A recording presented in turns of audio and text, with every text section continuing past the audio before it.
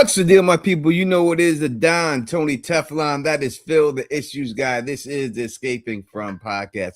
Number one show for the fans, by the fans. Make sure you hit that thumbs up for your boys as you enter up in here. You hit it one time, you ain't got to worry about hitting it again. You know what I mean? Treat it like the girl that you met at the bar that night and you got lucky with, or the guy.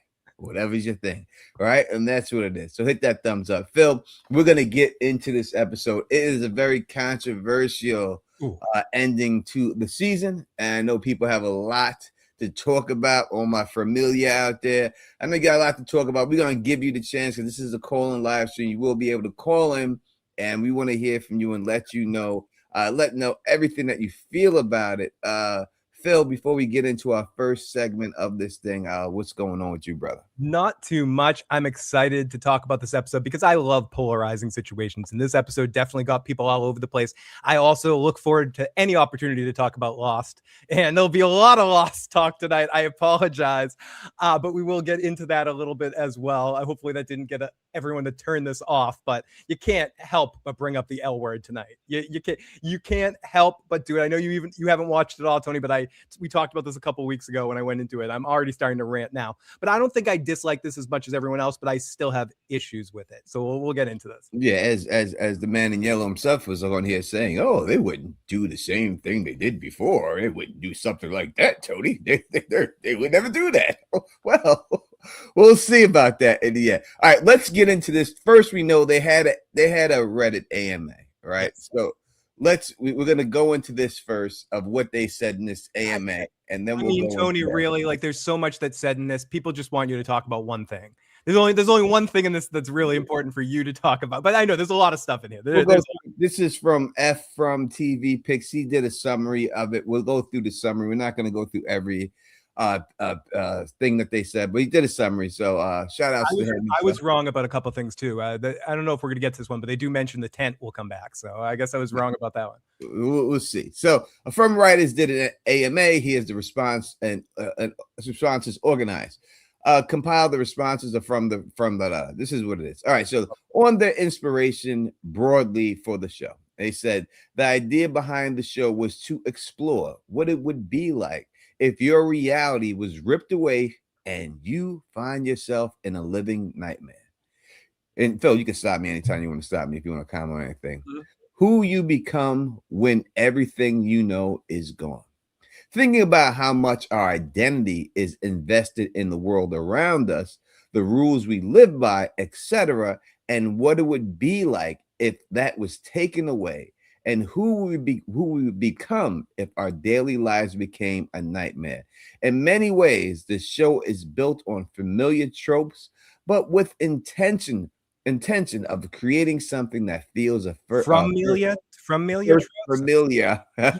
yet becomes something entirely different. We've always looked at the show as character drama dressed up as a nightmare, where the mystery is a familiar vehicle to carry all the themes and questions that we wanted to explore. So what do you feel about that, Phil? I feel like that's just word salad in some ways, and they're just poetrizing. They're saying what we all know and what we've talked about before. This is a character study. They're doing this as metaphoric crap for their own idea of character study stuff, kind of like Lost, kind of like The Leftovers. It's going to be that kind of vibe. Whether that is indicative to an ending that theory crafters like or not might yield different responsibilities. So I think what they're saying there, at least my impression of it, Tony, is that character first over mystery. Yeah, and I don't think they succeeded in what they're saying here. If this is what they wanted to do, to me, they had not succeeded. If they're saying that, and I'm going to quote him here, it says the idea behind the show was to explore what it would be like if your reality was ripped away from you and you find yourself in a living nightmare, who you become when everything you know is gone. I don't think we've seen enough changes in characters that had changed at all. Like, they seem like the same people they were before they got to this nightmare, most of them. Fatima is the same person. Boyd is the same person. Elgin is still stupid. Everybody else in this thing, dead now. Yeah, everything in it. There's no person who was a nice guy got in this nightmare and became an asshole or something like that. You know what I mean? There's no person who was a shithead who all of a sudden this nightmare transformed. So I don't see the transformation of the person like it was like a zombie apocalypse, and the person you would become in that zombie apocalypse, or like if you're in prison, the person you become in prison is not the same person. Like Tobias in Oz, or on The Walking Dead in the good seasons, what Carol started as and what Carol ended up as. Yeah, you know, like I don't see that growth in any of the characters. I mean, I guess the only one you could maybe say would be Randall. Started off as an asshole, became Superman hero, but maybe he was always. But he was always trying to be the hero. Right, he was always. You're right. I'm reaching on that one. So let's continue with this thing. Yeah. So I don't see that didn't work for me right there. That just comes off as poetic word salad. It didn't really work. I said on their writing and creative process. Yeah, this is the interesting one where they say they set out, but it's kind of like going on a vacation where they set out for the things, but actually change plans after they get the plans. They know where they're going to end up, but most of the stuff they've been making up as they go. All right. The ending will be the ending we initially imagined. Details on how we get there have changed during the creative process, but we will eventually get to the ending we have always intended, unless AI destroys the world before we get there. Yes, we have framework for season 5. And the headline would be Endgame. Telling the story is a lot like the plan when you trying to plan the perfect vacation. If you plan too little, you end up wandering around the circles and wasting your time. If you plan too much, you end up with something that feels rigid and overstuffed.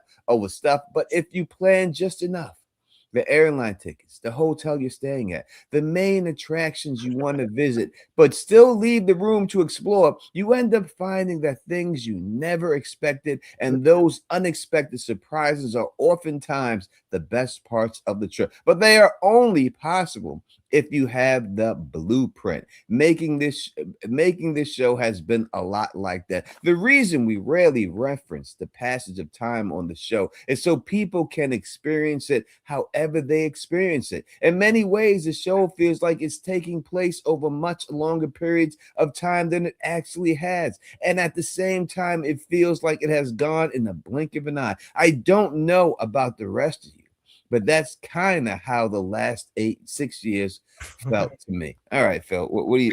Interesting things. One part of that, and you being, I mean, we're like, I write much shorter things than you, but you're a narrative writer. I mean, I think there is something to that, to have an idea of where you want to go, but let the story kind of organically flow.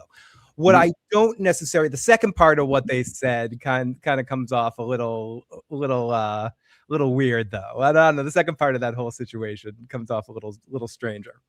Yeah, you listen.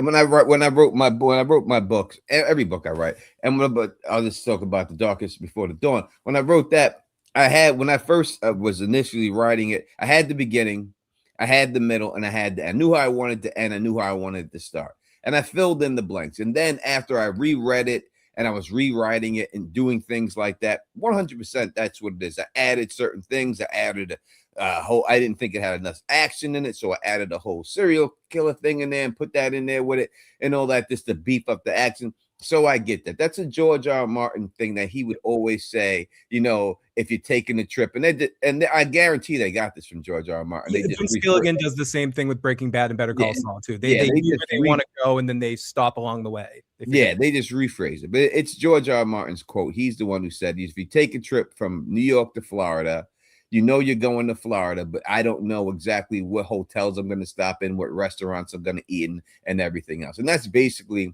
what they're trying to say here. They just changed it to another vacation. But that's a George R. R. Martin quote and everything. That's the way it is. And I agree with that path and everything else. And they're saying that they're going to get to the end that they have, no matter how they get there. We've seen this already because they already said that the Tabitha was supposed to not leave the season she did. She's supposed to leave and come back 2 seasons later, and they moved that whole thing up 2 seasons earlier. So it costed them, and that should have happened this season. this season was the one that Tabitha and them should have came. She should have came back and all that from, right? And Akasa and them should have been there at this season and everything. So yeah, they changed things around for the snow and the animals, and they wanted to do all that stuff. They changed. So I understand that, but I do think that they are looking at things that people have done and saying that seems like a good idea. Throw it in. Like I can't not see that. It's just not it's impossible for me. And people may want to say, oh, Tony Teflon, you don't know what you're talking about. These people are this and everything. Nah, listen, man, I'm trying to tell you.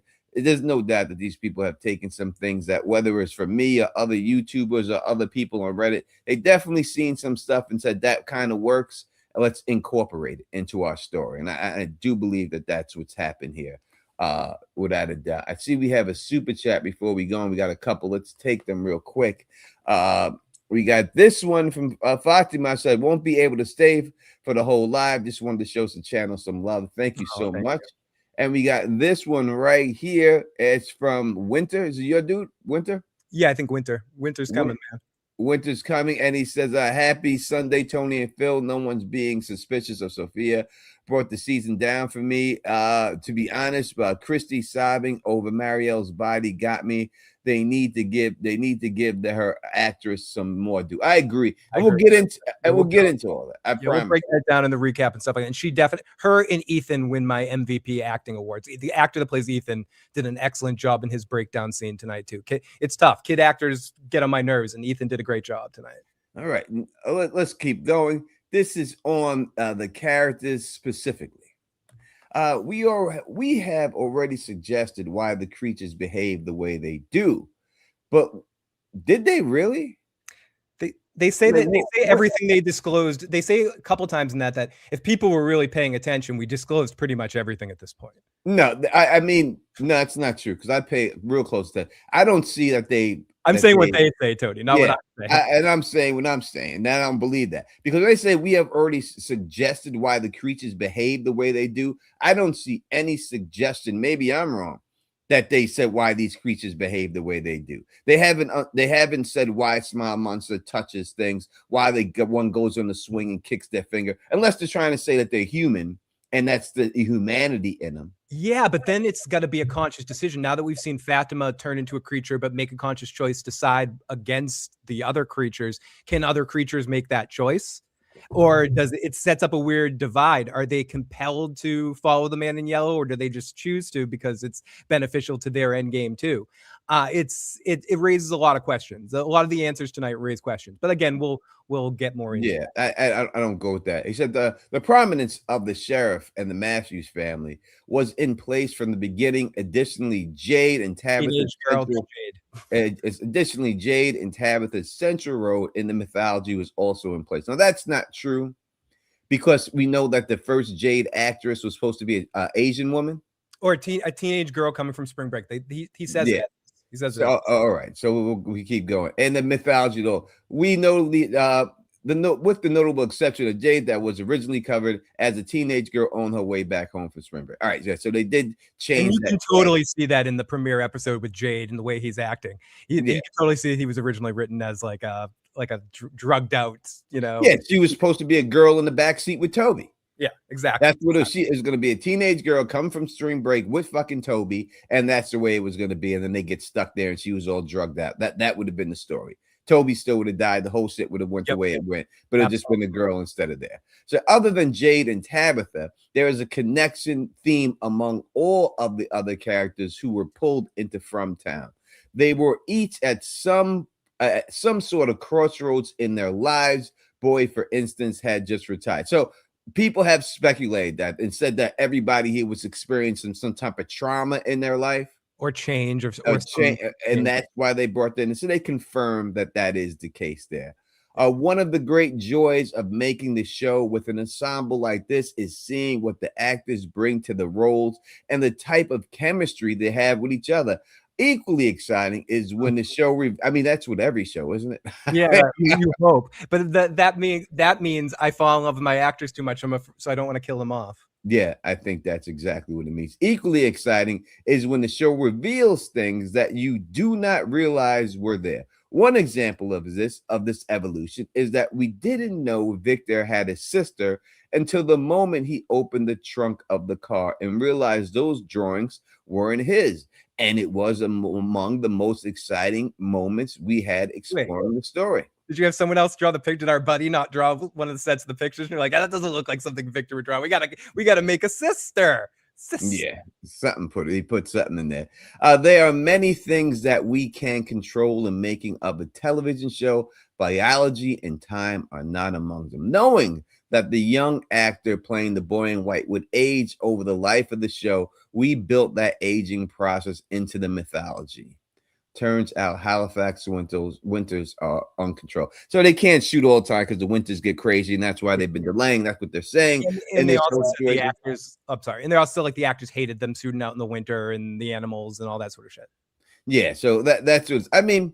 I agree with some of the things. I gotta agree with everything he's saying. I guess it confirms the crossroads theories and everything else that people are at a certain part in their life. We know Sarah was in an abusive relationship, I guess, in her life. I don't know what the hell was going on with her brother that would bring him in there. What was Elgin's crossroad in his life? I mean, we didn't find that out.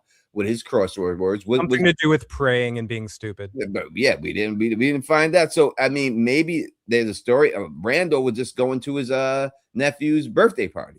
Yeah. So what was the crossroads in his life that was? There's probably just a crossroads of someone on that bus that needed to get there, and everything else is a sort of captive audience. They have to come along. They're casualties of war, so to speak. Yes, I mean, it is what it is with that part. All right, let's get to the last part. I think this is the plot specifics. Oh no, I thought we were gonna get into the fact that they said Eloise is definitely. Oh wait, well that's not, that I thought it was in this part, but we're not there yet. We're not there yet. All right, plot specifics. Confirm that the trees on the road that we've seen are all different trees. I think everyone could look at the tree and tell that. Anyone who didn't think that was something else. I don't know, Tony. Were they different trees? I would think so. You could see the branches at their houses, all different. I don't know about that one, Tony. It's something going on there. On the motel, they said the real question is, was there ever a motel in first place? And that's what people should be questioning. Yeah, they also talk about the dogs, and they say we're fans of dogs. They don't really answer the question. Mm-hmm. They say stay tuned a couple of times with a couple of situations. And I wish I could find the one that says we'll get to it. I'm almost there. Confirmed spider symbolism and references will become more clear in season 5. Yep. So it really comes down to, is the man in yellow a giant fucking spider? They're saying maybe. They're saying maybe. They're saying it will be revealed. It'll be clear whether it is or not coming forward. Reinforced idea. Episode 1 has more answers than people probe realize. I mean, I think we probed that to death. I think we got everything out of that episode we could do. Only thing you could say, I guess, maybe is the fairy situation. But we see the guy pulling teeth and shit. So we'll see how that rolls out and everything. Or reincarnation, none of the residents aside the present day Jade and Tabitha are the descendants. Yeah, they say this person's this person. The only 2 people that have been there multiple times are Jade and Tabitha, according to this thing. Yes, with the exception of Victor, who was Miranda's child. And I think that also gives credence to my theory that Sarah is going to be Miranda's child when it's all said and done. I still feel that's going to go down. The fact that Victor gets the caveat, I think Sarah gets the caveat too. As Jade now knows, all of the other residents are just minnows who unfortunately hear the cries of the children. We've kind of avoided the rigid explanation on the title so that people can decide what it means for them. I don't think they know. Yeah, but again, bullshit writer talk. I don't think they know. Bullshit writer talk. Yeah, I don't think they know. But I think it's fair to say the word "from" is very much like a hyphen on a gravestone. So yeah, it just means where people are from. That's it. It's simple. Like I said, this one I was right. All it means is where the fuck people are from. So it means, like Rakim said. Right, what is he quoting? Rakim, who is this guy? He's not a rap fan. It's not where you're from, it's where you're at, right? So whoa, dude, I missed that part. Yeah, he's quoted the God MC himself, who I actually had the pleasure of being on stage with multiple times. But Rakim, he's a cool cat. On Julie's story walking, there's a big difference between going back and changing the story as opposed to finding out you're a part of the reason the story played out in the first one. Now, listen, I've said that is exactly the way it was going to be. I'm telling you that Baby Thomas is going to be dead because of Julie. I put that out there. I still think that's what it's going to be. And a lot of other things are going to be happening because of it. So I think that when it comes down to Julie's story walking, it's not going to be about her changing the stuff. It's going to be about her seeing something that could help them in the future and doing a situation like that. Yeah. So I think, and they confirmed that will be upcoming in season 5. So I think that's going to be that Baby Thomas is dead because Julie's the one who's opening the cabinets, and she's also the one who's going to call on the phone. That's what I think. So Eloise is dead. A fascinating thing about mystery box shows is that the audience creates mysteries on their own. Maybe that says something about our willingness to believe and seek our own conspiracies. But no, Eloise is dead. Now, that's a lie because they put that out there. They put that crumb in there because they had Victor say that the pieces were so small he wasn't sure if it was her. Right? If they really didn't want that to be in the show, they would have just had him say that I buried Eloise. But they specifically had him say the pieces were so small I couldn't tell if it was her. So that puts that mystery in there. And there's no doubt that damn license plate says fucking Eloise in it. You know what I mean? So I don't, but she's dead. We got it. That's just the fact. She's dead. Eloise is gone. They're saying, and if people are curious, they're listening to this, what this is an AMA on Reddit with the 2 show creators. Yeah, all right. The specific design of the talisman, like many things on the show, are a product of our amazing production and artists. The origins and the symbols were always intended to be a clue to the nature of the mythology. So people put it together. There is no Norse shit in there. The people just put it in there because they felt like they wanted to put it in there. And it was really just to represent Tabitha, Jade, and the children around them. It means nothing else. It's no Norse ruins. It's none of that. They just found stuff that they thought looked cool. They stuck it in there. They didn't have anything to do with it. It was just the production team who did it. They probably told them what it was about, and they came up with this, and they told them what it meant, and that was it. Yeah, they gave them a design. They produced it. Done deal. And that's it. Done deal. The reason our characters are trapped in From Town should be clear by now. If and how they may manage to leave is yet to be discovered. Yeah, that's what I was talking about earlier. They say it should be clear why everyone's trapped there by now. That's not true.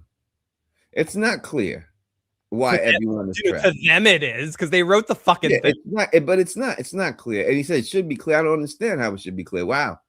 It shouldn't be clear. It's not clear. And while the clues are all over there, the why, we have a few fun things up our sleeves from that. It's not clear there at all. And then here's the last things. Confirmed doll Megan played with is not the dolls we see later on. I think anyone who thought it was, I mean, the dolls were actually thrown in the lake. So how would Megan get them? And that's when they turned big. So there's people making up dumbness.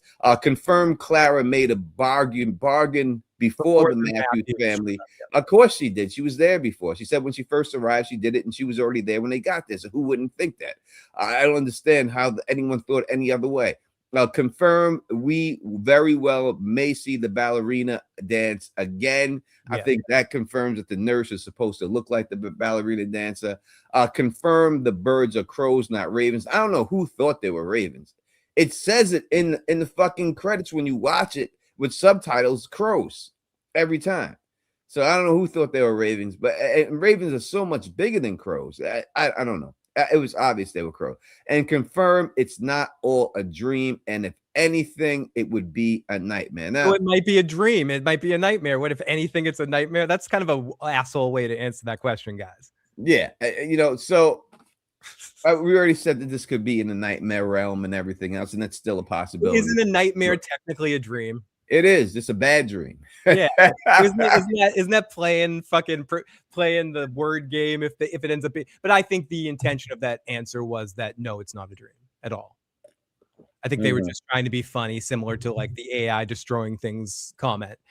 So yeah, that's the AMA. I suggest you look at it. There's a few other questions here and there about certain things. Like a couple of people throw on some weird theories and they avoid answering it.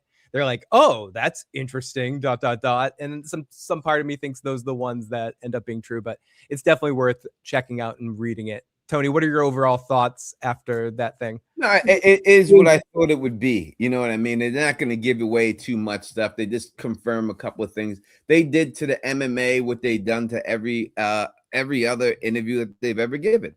And I think it just proves that, they have an ending in mind, but how they get there, they're not clear. And they're very fluid with what they do season per season. So, the Clara thing and everything else, I think was just added. And I think that was, they heard it from somebody and they put that in there because they like the idea of it. I don't think they came up with that on their own. And I'm sure there's other things in there that they didn't come up on their own. They heard and just threw it up in there because they liked it. You know what I mean? So it's just a very fluid show. And they'll never admit those things and stuff. And I understand that. But I just think it's a real fluid show and everything. But the ending will be their ending. They also mentioned that we will see Doug again. They said you will see Doug again at one point was one of the answers. They mentioned the dogs. You will see the dogs again. You will find out information about who dragged the tent. Someone specifically asked them about the tent. They said stay tuned for information about that. So there was a couple little things. If people want to check it out again, you can just go on Reddit and search in the From group, and you can find it pretty easy. 100%. Make sure you hit that thumbs up for your boys. It's the #1 show for the fans, by the fan, the Escaping From podcast. Super chats always cut the line, which means you super chat, we will take your question above everyone else. We got Big E says, death, taxes, and the writing, screwing season show finales. Knicks world champs, I can die in peace, and Sophia can come and eat my organs now. Oh my goodness, Big E. There's a lot going on there. Listen, I agree with some of the stuff you're saying there 100%. Without a shadow of a doubt. What part don't you? No, I'm kidding. And awesome. We've got a few other super chats I think came in along the way. Let's see. I think we got it. We got this one. Tony, I agree that the season gave the feeling of a longer season broken up into two, especially in the light of the finale. Yeah, I said that in my review that they're taking the two seasons. This season 4 and 5, it's really one big season, and they're splitting it right down the middle. And this is where we start. And I think it's akin to the House of the Dragon that we just seen the last episode, where they set up the whole battle and they cut right before the battle, and then they started this season with the battle. But there's a big difference between House of the Dragon and this show. House of the Dragon was forced to do that, right? They were told to do that by HBO, like you need to cut 2 seasons off. So they weren't able to put that in there. This show is not being told to cut 2 seasons off, episodes off. I mean, 2 episodes off. They're not being told that you have to admit. So to me, it's not a valid it's a valid comparison, but the reasons behind it are not as valid. Yeah, I think in this one they're specifically deciding to keep Julie on the sidelines at the end of the season because she could. I mentioned it before. It's the Hiro Nakamura thing from Heroes. You got to zap out his powers. He was too powerful in the story. So the minute he could do what he could do, he could stop Sylar. So problem solved. So you had to hamstring him so much. And they've hamstringed Julie with the wig and weed. And she's just a big fucking mess. And she can't do anything right now. And because I think she's going to be key to the final story. And I think they have their end game, as this final season's in an end game, and there was only so much they could get so far this season, so they had to put the hands up at a certain point in time with a couple of the storylines. I think one of them was mainly the Julie thing. I think that kind of proves your point right there. Tony, what you're having for dinner, says ask Sonic your boy. And Braun says, guess the spoilers were right. I'll take them. I would say, and we got a gifted memberships from Mika. Thank you so much. I would say that, I had Philly cheesesteak for dinner tonight, actually. Ooh. And I got to walk that off as soon as I get off the street. I love this show. I'm someone who covered the show when it wasn't popular, when it wasn't profitable for YouTubers to cover it. I covered this show. And then once they seen me make it profitable, then other YouTubers jumped on there and said, let me get some of this money myself. That's the truth, right? So I got love for this motherfucking show. You know what I mean? And I love it. And I want it to be the best show it possibly can be. But I will say that ending it this way with this situation does not help the show whatsoever. And I think that they've they've given characters who don't deserve time too much time, like Patty Melt on the show, when they could have put that time towards somebody else now in the show. Now, Tony, we will, and I apologize because both of us will have moments tonight where we whinge a little bit, but we will also try to talk about the things that happened in the episode. So to couple this up with something that actually happened and what you think about this, at the end of the episode, one of the last things we see, the talismans get thrown into the faraway tree. The first question I have to ask, are any talismans left? Did what's her name? Clara? Yeah, they got one talisman. Unless they grab the talisman on the way out of the tunnel that they brought down there. Yeah, there's also one on the door of Colony House, right? By the sealed door. Yeah, those would be the ones that are left. Besides that, there are no talismans left. Okay, so what did you think of Sophia's plan for tossing the I just don't. This shows that this is just a game, and that is just a piece in the game. Like the talismans are just they have no power. No, the talismans, they have zero power at all. They don't prevent the monsters from going in. Their monsters are told that, hey, when the talisman is up, you're not allowed to do it. That's a part of the game. Yeah. And if people want to start saying this, it seems like more of a simulation, like I said, or you want to say a video game type situation. That's exactly the way it's playing out, 100%. So, it is what it is. The more it goes on, the more I know that it's not magic in the end, and it's going to be proven when this is all. So I guarantee it. I see it. I see it in here. And let me grab something because I want to address something real quick. But go ahead, Phil. Do you think the talismans are? I'll answer when I come back. Okay. Sorry. What I was going to ask Tony was, does he think that if the talismans that Sophia put in the big bag and threw them in the faraway tree, when they come back out the faraway tree, do they travel in time and go to Boyd where he originally found them? Is there like a loop situation right there where we wonder where Boyd got the originally got them? Did he get them from Sophia putting them in the faraway tree in the ridiculous loop? I'm not sure about that, but my fucking head spun like that. Now the talismans don't have any power. I do think I've been kind of saying that too, that I think the talismans have just been sort of a choice, like ghouls and recess. Like when you're playing it has no magical. There's no magic in it. That's why Sophia goes, "Oh, what kind of magic is in this?" Because there is no magic in it. There's no magic in this shit. They're just items on the game board. Now, I told people that I would get this, right? I told them I would get it. And you should wait to eat it though, because maybe wait. Let me finish, Phil. You gotta let me finish. I told people I would get this, and I have it as promised. I would get this, and I told you I would eat this on this stream because of the whole situation. But, and there's a big but in this motherfucker. From the scene that I've seen with Donna, she's back on the fucking board. So the fact that Donna is back on the board, you're ridiculous. I am not going to eat this chip. It's pretty obvious to me that Donna is definitely a mole. I've always said it, and with her scenes with Henry, prove it to me once and forever that this is what it is, especially the way it was spelled out. So I'm not going to do that yet because I still think it's going to go down with Donna. So I'm not going to do it.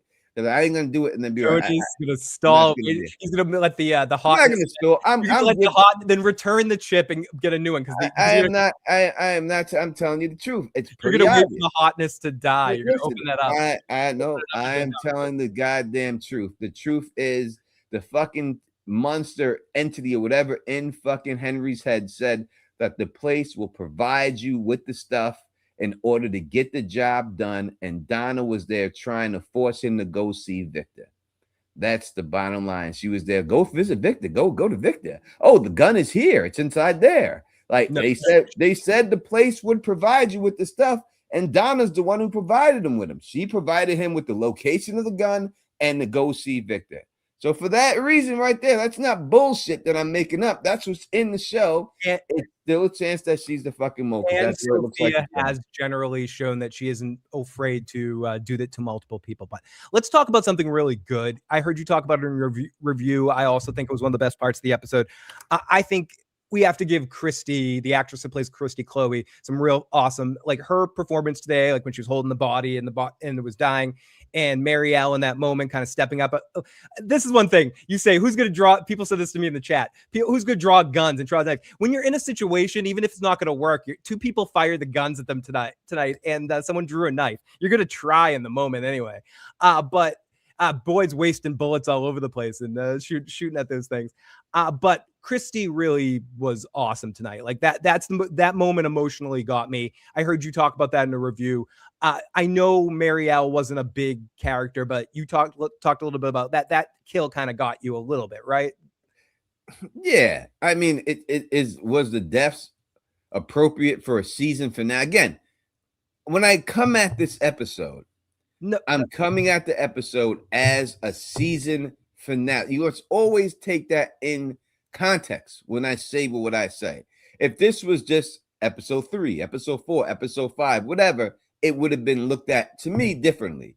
But when it's a season finale, season finales are supposed to do something. And when I look at the death specifically of Elgin and Mario, put them both together in this situation, I cared more about the Marielle death. It did touch me that she died.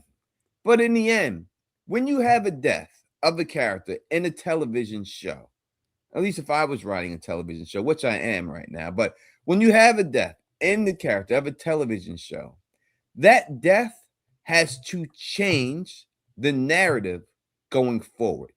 That's what deaths do. It's just not to kill somebody off. It changes the narrative going forward. And when I look at these two people being killed, nothing is going to change. Whether they lived or died, everything would be the same. So what narrative are they going to be different now? One thing is going to change. One thing's going to change in the Chrissy situation, and I'm horrified that this was my first thought. Kenny's back in the game. That's not nothing, man. Kenny's back in the game, Tony. I'm glad he is back in the game. He can stay in that game. He's back in the game. But in the end, it doesn't change the story as a whole. Like when you see the Red Wedding and you kill all those characters, you see other people elevated and how that trickles down. When Khal Drogo dies in Game of Thrones, you see how that trickles down the story and the story keeps going. These deaths do nothing to change what's going forth in this show. Whether they were there or not, it would still end the same exact way. And that's why I think it's meaningless to kill these people. So, Tony, let's just get into before we go any further, because I feel like we should give this, because I'm curious where we both stand on this. So I'm going to give 2 scores before I give your score. I'm going to give a score as an episode alone and then as the season finale. As this episode alone, I would give this same as I give most of this season, like a 7. As a season finale, I'm with you. It's more of like a 5. This isn't a good season finale, but it's an okay episode of the show. It's a horrible season finale, but season finale. It's an okay episode. It's an okay episode. It gets a 4. It gets a 4 for me. And because again, the season finale is supposed to tie up loose ends. And if you want to open a new question, you can open it. But there was no loose ends that were tied up in this episode. You didn't figure out how the bones actually work. That wasn't tied up. You didn't tie up Marielle, her being chained up, and what she's seeing when she was being chained up. That's gone. You did nothing with the whole Elgin situation. That didn't mean anything. The golem didn't mean shit. They didn't show anything with the golem or anything. That didn't get changed. And I can keep going. The Acosta situation with her searching for something. She did have the line of the night, though, when she told Patty Melt to shut you're going to have to tell her to shut the fuck up. Well, that's great. I'm glad she had the line. I'm glad she had the line of the night. But in the end, that was another plot hole that wasn't a season finale. You got to close some of these potholes. You can't push them all to the next season. You need to close some of them. The story walking situation with Julie, that didn't pan out. All these things, you need to close some of them, and they've closed none of them. And for that reason, this thing gets a 4 for me. It only gets a 4 because I love the people who are on the show, or I would give it even less than that. And that's strictly because it's a season finale. Now, I'm not even going to judge it as a regular episode, because it's not a regular episode. It's a season finale, so it gets judged on that. And as for all the other season finales we've seen, the bus pulling up, What a great ending when you see the bus pulling up. You're like, oh shit, there's a whole bus full of people in this motherfucker now. Whether Tabitha wakes up in the real world and you're like, holy shit, she got pushed out the window. She's in the real world. Jim getting killed at the end by the man in yellow. Oh, main character, Jim, who was on to something, now he's dead. To rocks being tossed in the goddamn tree is the last thing I see. You think I care that they don't have talismans? They didn't have talismans before, and they survived without them before, and they're gonna get put back on the board somewhere. I guarantee it. They're gonna be back on the board at some time in there. Someone just has to find them. That's going to be one of the early missions of season 5. They're going to try to figure out where the faraway tree took them. I do want to talk a little bit about the end of this episode. The boy in white versus Smokey, the man in black. Boy in white. Yeah, you'll have to explain that versus Jacob. The Jacob and the man in black, because I know that is a big comment in most of your comment section of your video. Jacob and the man in black. We'll get into this a little bit more in the recap. But in Lost, I'm going to do very quick Lost. If you don't want any Lost spoilers, hold on for a second. A lot of the island is about these two people that are brothers, Tony, Jacob and Smokey. Smokey becomes this creature that can turn into all the forms of all the dead people on the island, and also a black smoke monster. And they're in a competition, a game for the souls of the island, essentially. So that's very beat point. I'm being very vague about it. I'm not going to get too into it. I'll save that for a video I'm working on about Lost connections with From. But this scene was very Lost. Was very much like old friend. What do we think the relation of these two are? Are they brothers? Are they frenemies? I don't think they're friends. But it was very reminiscent of Lost. They're definitely friends. I mean, they strolled down the fucking park. They just need to hold hands.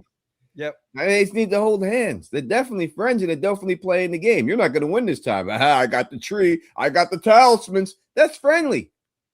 That was not friendly. That was as friendly. It's like you and me playing Hungry Hungry Hippos when we're kids. It's like, oh, next time I'll win. I'll beat you. I'll get Candyland. I'll win. Yeah, or just something playing fucking Monopoly. Like, hey, man, hey, I got Boardwalk and Park Place. Yeah, but I'm getting Boardwalk and Park. I'll fuck you up. Yeah. Well, you already got it, and then it would be like, I want money and free parking, Tony. I want fucking money and free. No, it'd be more like you got Boardwalk and Park Place, and then me saying, well, I got Kentucky and Indiana. OC wins. Like, they both have something, and that's what they're both going with this whole situation here. That means they're friends, and that means this whole thing's friends. And when you look at the picture of the man in white, the boy in white in the opening credits, he looked like the man in yellow, and he's the same age of him and shit. You know what I mean? So they probably, and we heard Sarah say that he's probably not a boy. So you know what I mean, and everything. And the first line he says, "Oh, look at you growing up," right? Yeah, that's a friendly line. You don't say it to someone you're enemy with. You make fun of him and shit. Getting old, motherfucker. You say something like that. But look at you growing up. I think I'm gonna win this time. Well, I got the tree. Well, I got the talismans. Well, I got the bones. Ha ha ha ha ha. But I guess we do find out that the bones are important in some ways because it does get mentioned in that scene. My biggest problem with that scene was it didn't have enough room to breathe. You spend a lot of time on some other stuff in the episode. You could have extended that scene a little bit. If we're going to have a scene and it's all going to be based around this game, why don't we spend a little bit more time understanding their dynamic instead of all this speculation about it? Because you had time in the episode. You had a moment. You had 2 episodes here. You could have carved a little bit more time instead of the last 30 seconds of the episode with this, if it's going to be something super important. And that's one of the things you got to avoid from something else. Don't make it vague. If you have these 2 creatures, these beings, these whatever, these aliens, these sub forces, these fairies, these whatever the hell they are, or fucked up humans, whatever the hell they are, let's actually learn a little bit about them for an extended period of time. And rather than just one vague scene, because to Tony's point, I'm going to defend this episode against Tony as much as I can tonight because I didn't hate it as much. I bet I gave it a 6, which is low for me. But I can't defend just like this vague point that they put at the end with this scene that it's just like, okay, like it just doesn't hit as hard as the other things that they've done in the past. And I want to know more and don't create more questions, Tony. You know, it just turns it into So yeah, they're friends. They're both evil, which confirms that the boy in white is a dark kind of situation for me. But if he's playing a game with people's lives, he's evil. No matter, and people could try to say, "Oh, he's trying to help them. He's playing the game with people." That's bad. He's a You selfish. know what I mean? You can't. It's the same thing when people like I told people like Bran Stark is body snatching Hodor, and they're like, "Oh, but he's doing it for the bed." No, he's body snatching him. It's not a good thing. It's not a good thing. He's not doing a good thing taking over somebody's body. And then they even show in the books that he sees Hodor in his own head curled up in the ball, scared to death. But he still allowed himself to do it because he felt good and he wanted to fight and shit. So they look at him like, oh, Bran's a good guy. No, Bran's a piece of shit for doing that. And that's the bottom line. And the boy in white would be the same situation. He's playing a game with people's lives. You're a bad person, no matter how much you try to help. Speaking of a really bad person or a bad cop, is Kenny the worst cop in the history of the world? So I just want to set up the situation briefly. We'll talk about this in the recap when we break it down.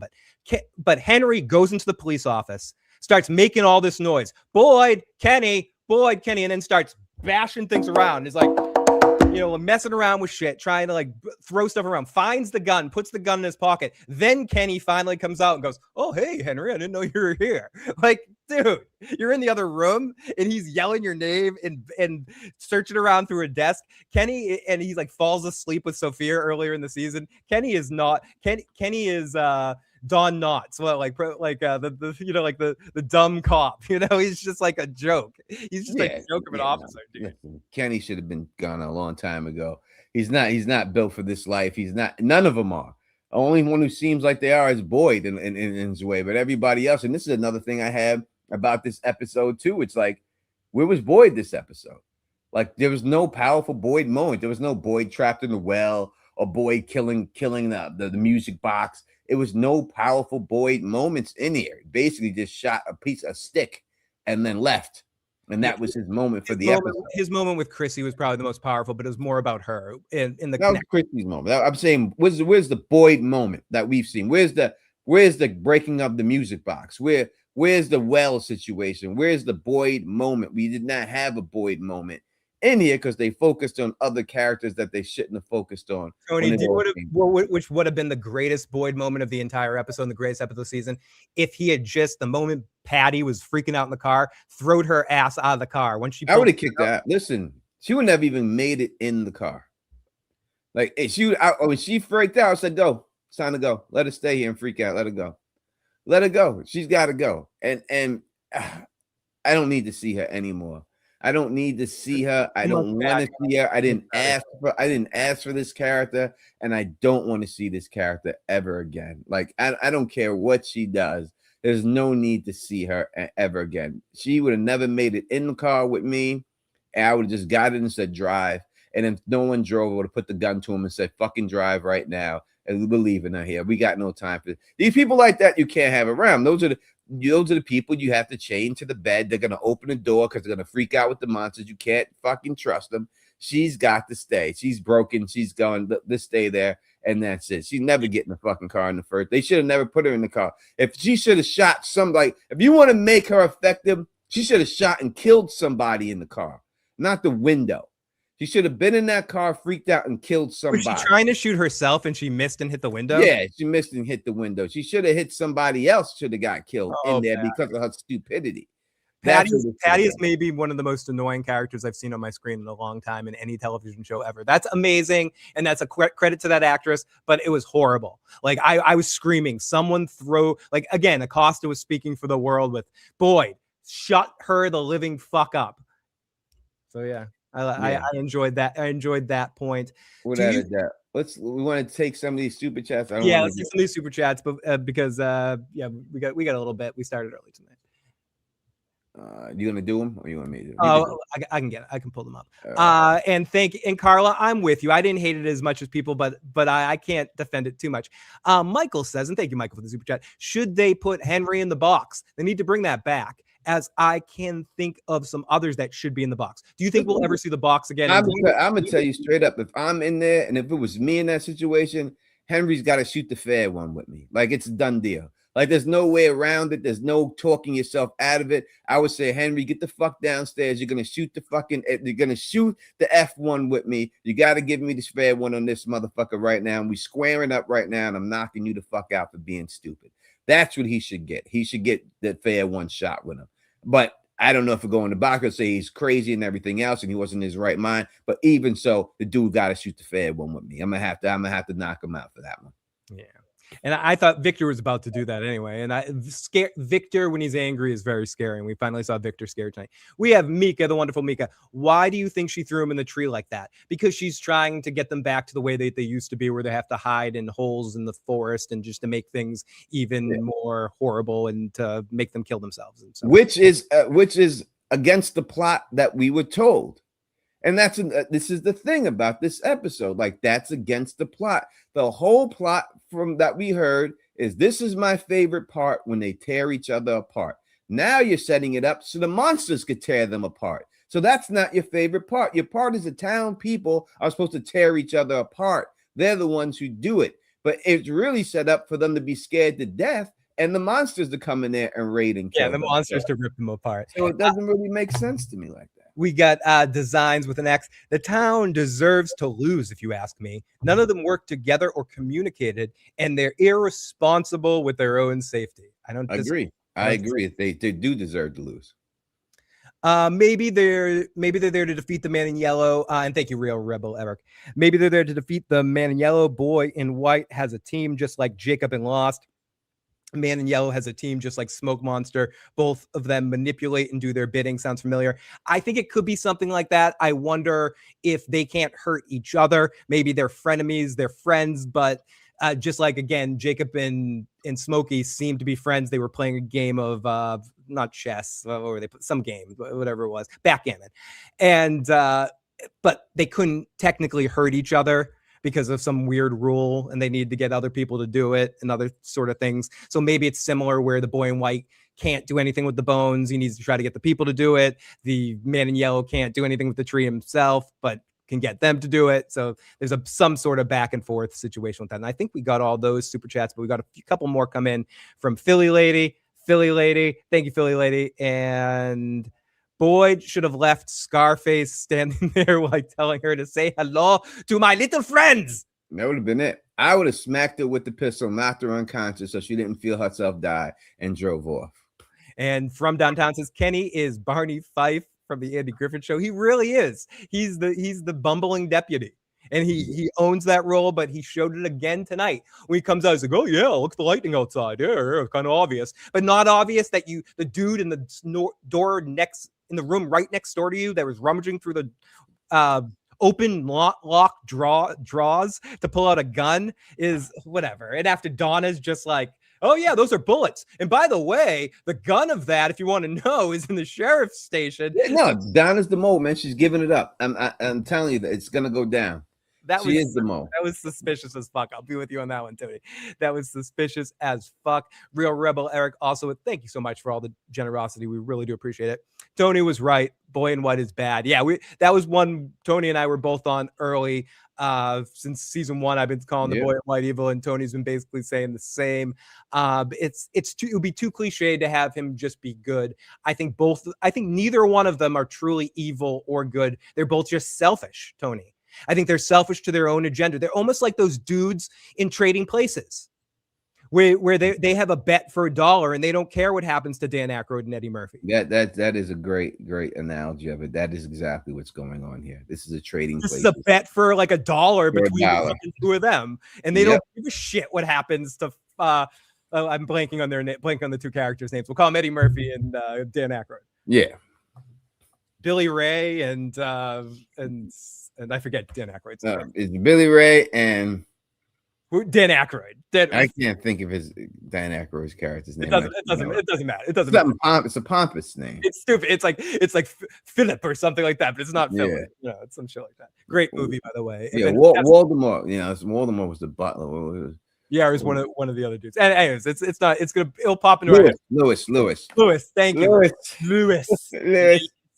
How are you doing, Billy Ray? Feeling good, Lewis.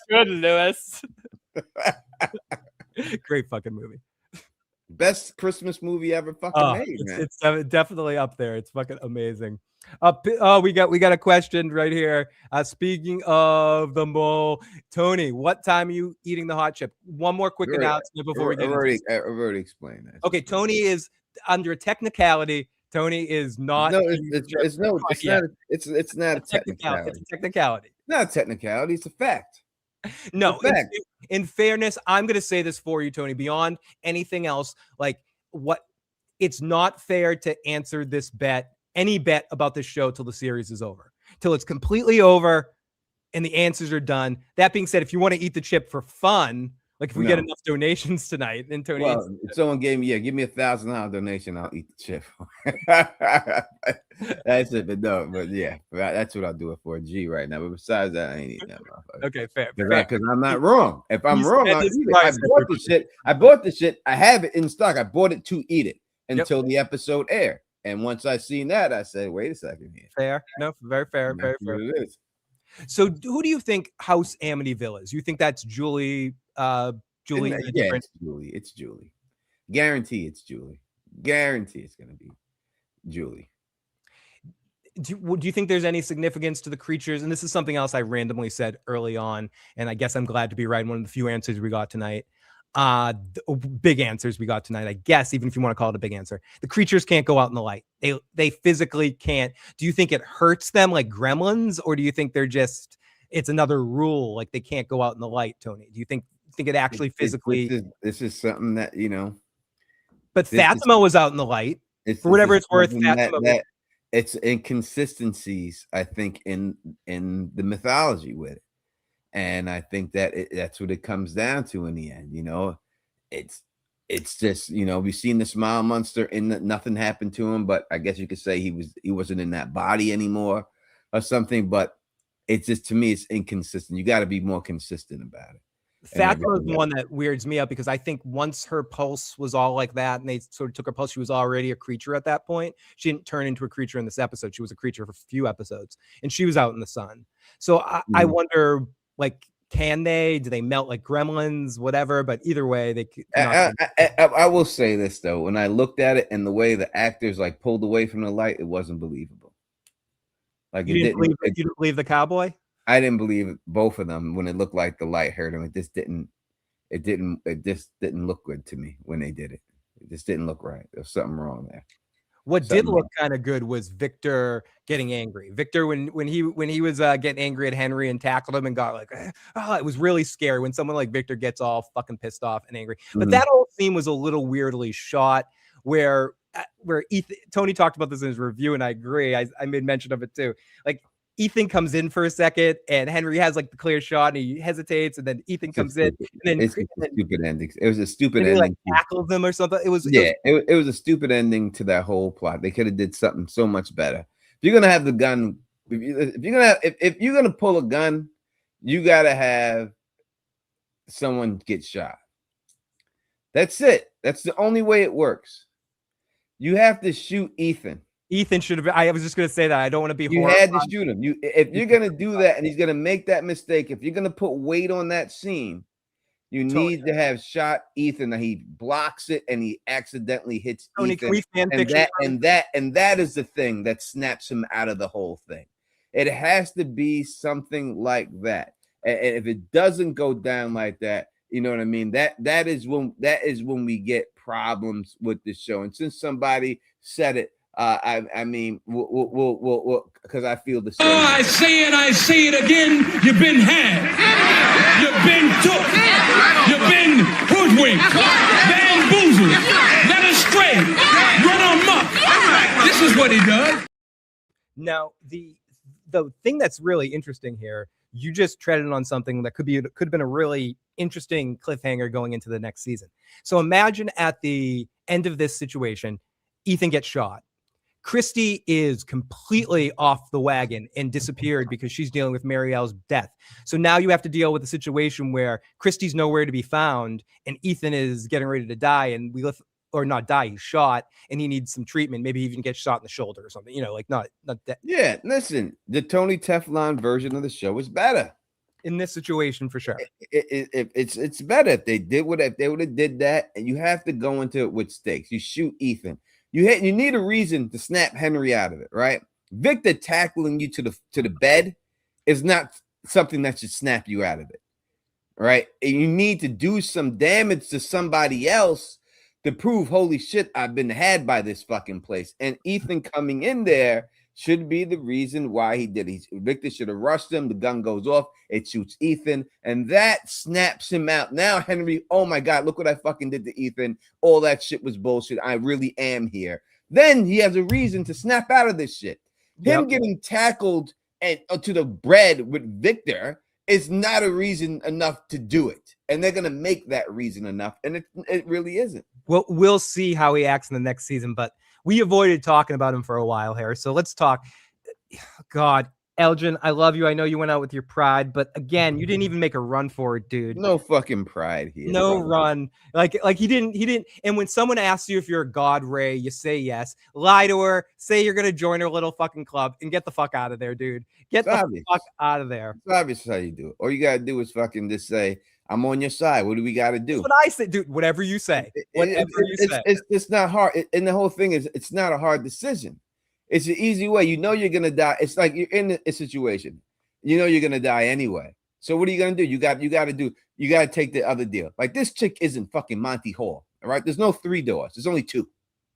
There's no songs. One door is you're gonna die. The next door is you're gonna join me. So the choice is, there's no door 3. So it's pretty easy. I'm with you. Hail Caesar. Whatever you want to say. I'm rocking with you. And then you double agent her. And that's it. No whammies. You go to Boyd when no one's around. You say, listen, I've been the man in yellow, blah, blah, blah. You tell them the whole fucking shit, and then you're the double agent. And if you die being a double agent, so what? You would have been dead anyway. Yep. But you could have had a chance to help someone. But instead, he just goes in the back, and she's got her big fucking bodyguard, Clara, guarding the door. What the fuck Clara gonna do? What Clara gonna do? Elgin, you're a big boy. I would have fucking hit her like Ray fucking Lewis. I would have knocked her ass out with my shoulder and ran through that. What the fuck Clara gonna do like to me? LT hitting Joe Theismann, dude. Yeah, what are you gonna do to me, Clara? Standing guard. The fuck are you? God damn it.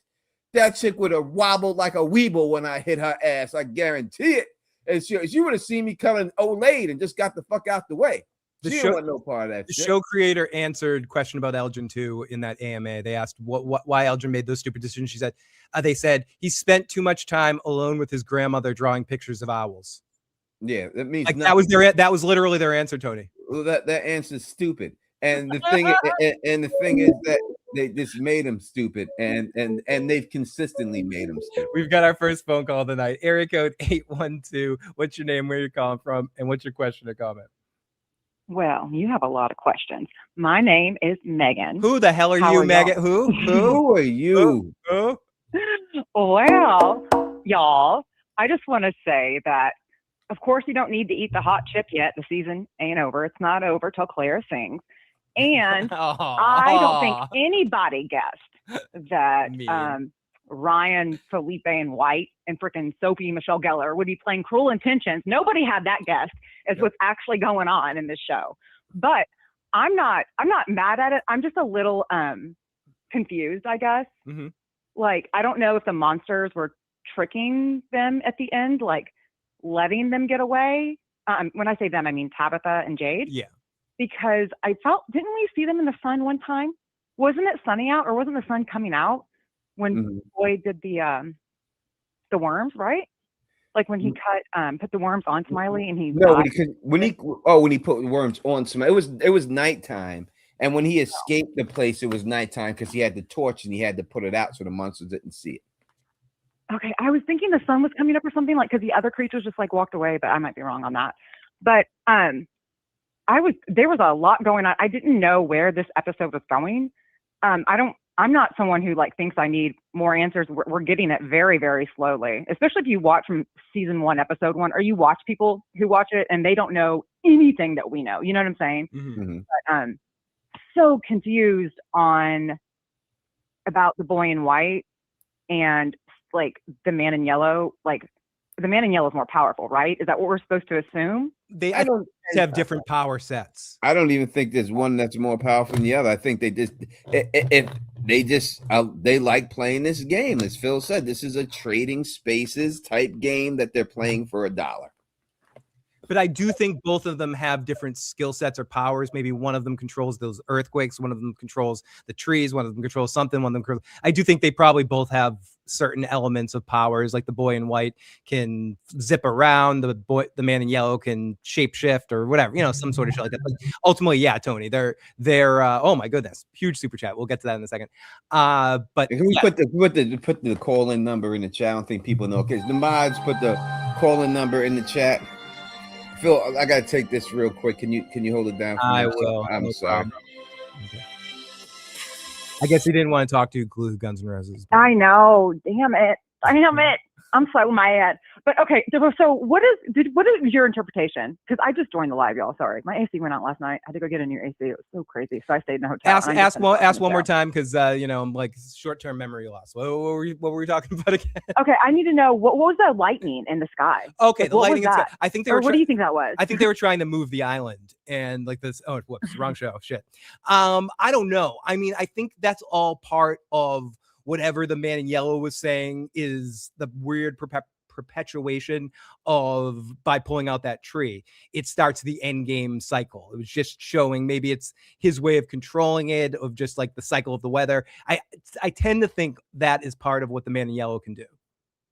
Okay, because I don't know, like, so for me, if the boy in white had not said, like, it's bad news, or Victor had not said, it's bad news, you take the tree down, if that was taken out of the show, to me, it seems like they're doing the right thing, because they got the lightning bolt to the sky, just like Hunger Games. Somebody's going to swoop down and rescue them. I don't know. It seems so like you it's thought going the right lightning way. bolt was like a good thing, like Thor was going to come down and fucking save him or some shit?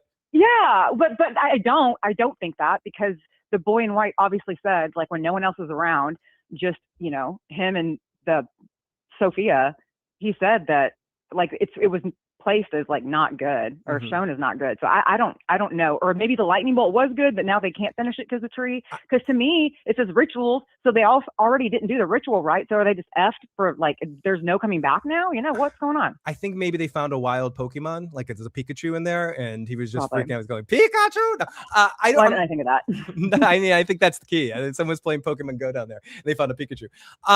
But I think it's probably just part of.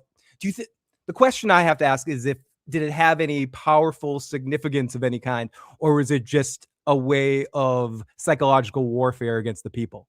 I mean, I think the skies going dark obviously had some strategic advantages of some kind, you know, because it allowed the monsters to come out in that moment. But the lightning itself, was it just fireworks to kind of scare people and put people into a weird sort of state? I'm not sure.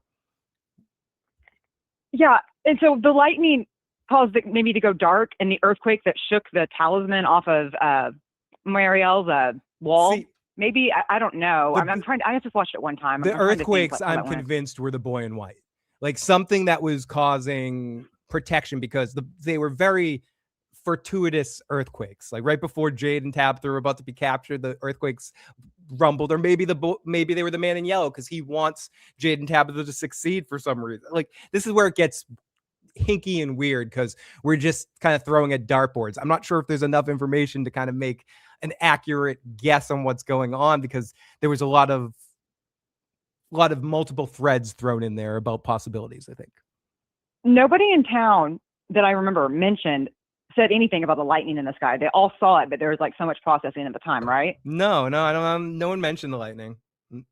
Okay.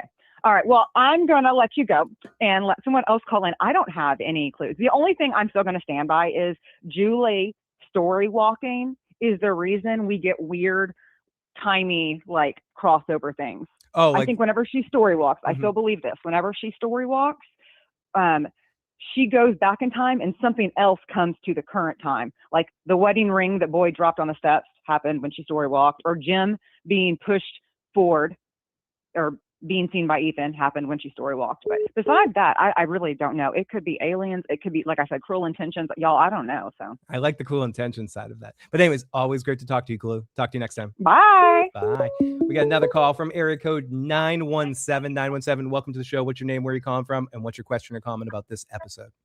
Hey. This is Sugar Pooh calling from Michigan. Hey, welcome to the show. How you doing, Phil? I'm doing well. How about yourself? I'm doing great. Well, listen, this is my thing. This is what it keeps going through my head over and over and over again. I think that Sarah brother and Tilly was actually the man in yellow in the beginning. The reason why I think really Tilly, because she did touch Fatima's stomach. I think season 3, episode 3. She touched her stomach. And you know how Sophia's been touching people and being able to do different things. I also think that in the colony house, they're not really going to need the talisman. I think that thing that Fatima built is probably going to be something that protects that house. Yeah, that the golem thing is going to protect them in some ways. Because all the talismans are gone, except for the one that's in the clinic. I know that's still there, right? I want to talk about your Tilly thing for a second, because I know a lot of this I'll play with it for a second, because we do know that Fatima was pregnant before Smiley died, right? And then at one point, something had to sort of convert the situation to the smile to little Smiley baby. So if theoretically possible that where we saw Tilly touch the thing, I tend to think that Tilly might be nothing, but it is a fun theory that is created. I like it. I like where your mind. Yeah, because they both was killed on accident. They, it wasn't like a major, somebody just killed them to kill them. They both were killed on accident. Yep. So that just took him out of it, and he wasn't expecting it. You know what I mean? Certainly. So yeah, I really think that's how it's going down, or what happened anyway. I like it. And as for the golem possibly protecting them, I sure hope you're right, because if we never hear a word about that fucking golem thing again, it will be wasted time on the show. It'll be just wasted energy that could have been spent. Because she was already feeling it. You know what I mean? She was feeling something. She was feeling the monsters. She can see the monsters. I believe she wanted to protect her husband. You know what I mean? I feel like she built something to protect him, but she didn't want to tell nobody what it was for. Yep, I am with you. Great call, and I hope you. Well, I was gonna say call in next week, but we'll be doing a lot of after season shows. But please stick around and call back in later if you want. All right, thank you, baby. Bye bye. Awesome call. And let's take a look. We got a huge super chat from let's see this one. Where is it? Let me find this thing from Andrium. Just tuned in. Why can't they listen to the fans? Oh, thank you, 207. Oh, thank you. Just tuned in. Why can't they listen to the fans? Familia theories go deeper. From needs to be riskier. Stop stretching it out. Leave us wanting more. Bit of a letdown. Teflon TV doesn't disappoint. Stay sexy. Thank you for that huge super chat. We really 100% really appreciate you, man. 950 more, and Tony eats the chip tonight. Yeah, that is really appreciate that. Man. Thank you so much. 100%. You know what I mean? And I agree. Listen. If you're gonna take stuff, take the shit I'm telling you, man. Or at least let me give. That's what you can do. Just let me look at the script before you do it, man. Yeah, 1 second. Changes for you. Here we go. This is area code 513. Welcome to the show, 513. What's your name? Where you're calling from? And what's your question or comment? What up, guys? It's Nick Nack. Hey, Nick Nack. Welcome to the show, buddy. Nick Nack with the great fucking sound. Yeah, right once it pops out, it's like, oh, okay. Thank you, Nick.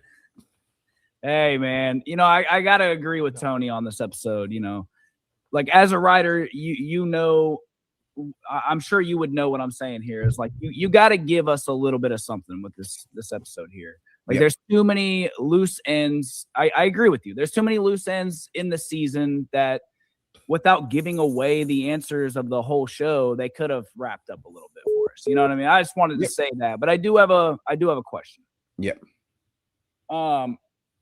Other than what's up with them showing us that the talismans are a bunch of bullshit, and then just ending the episode with Sophia dropping them down. Was that like kind of a belief thing?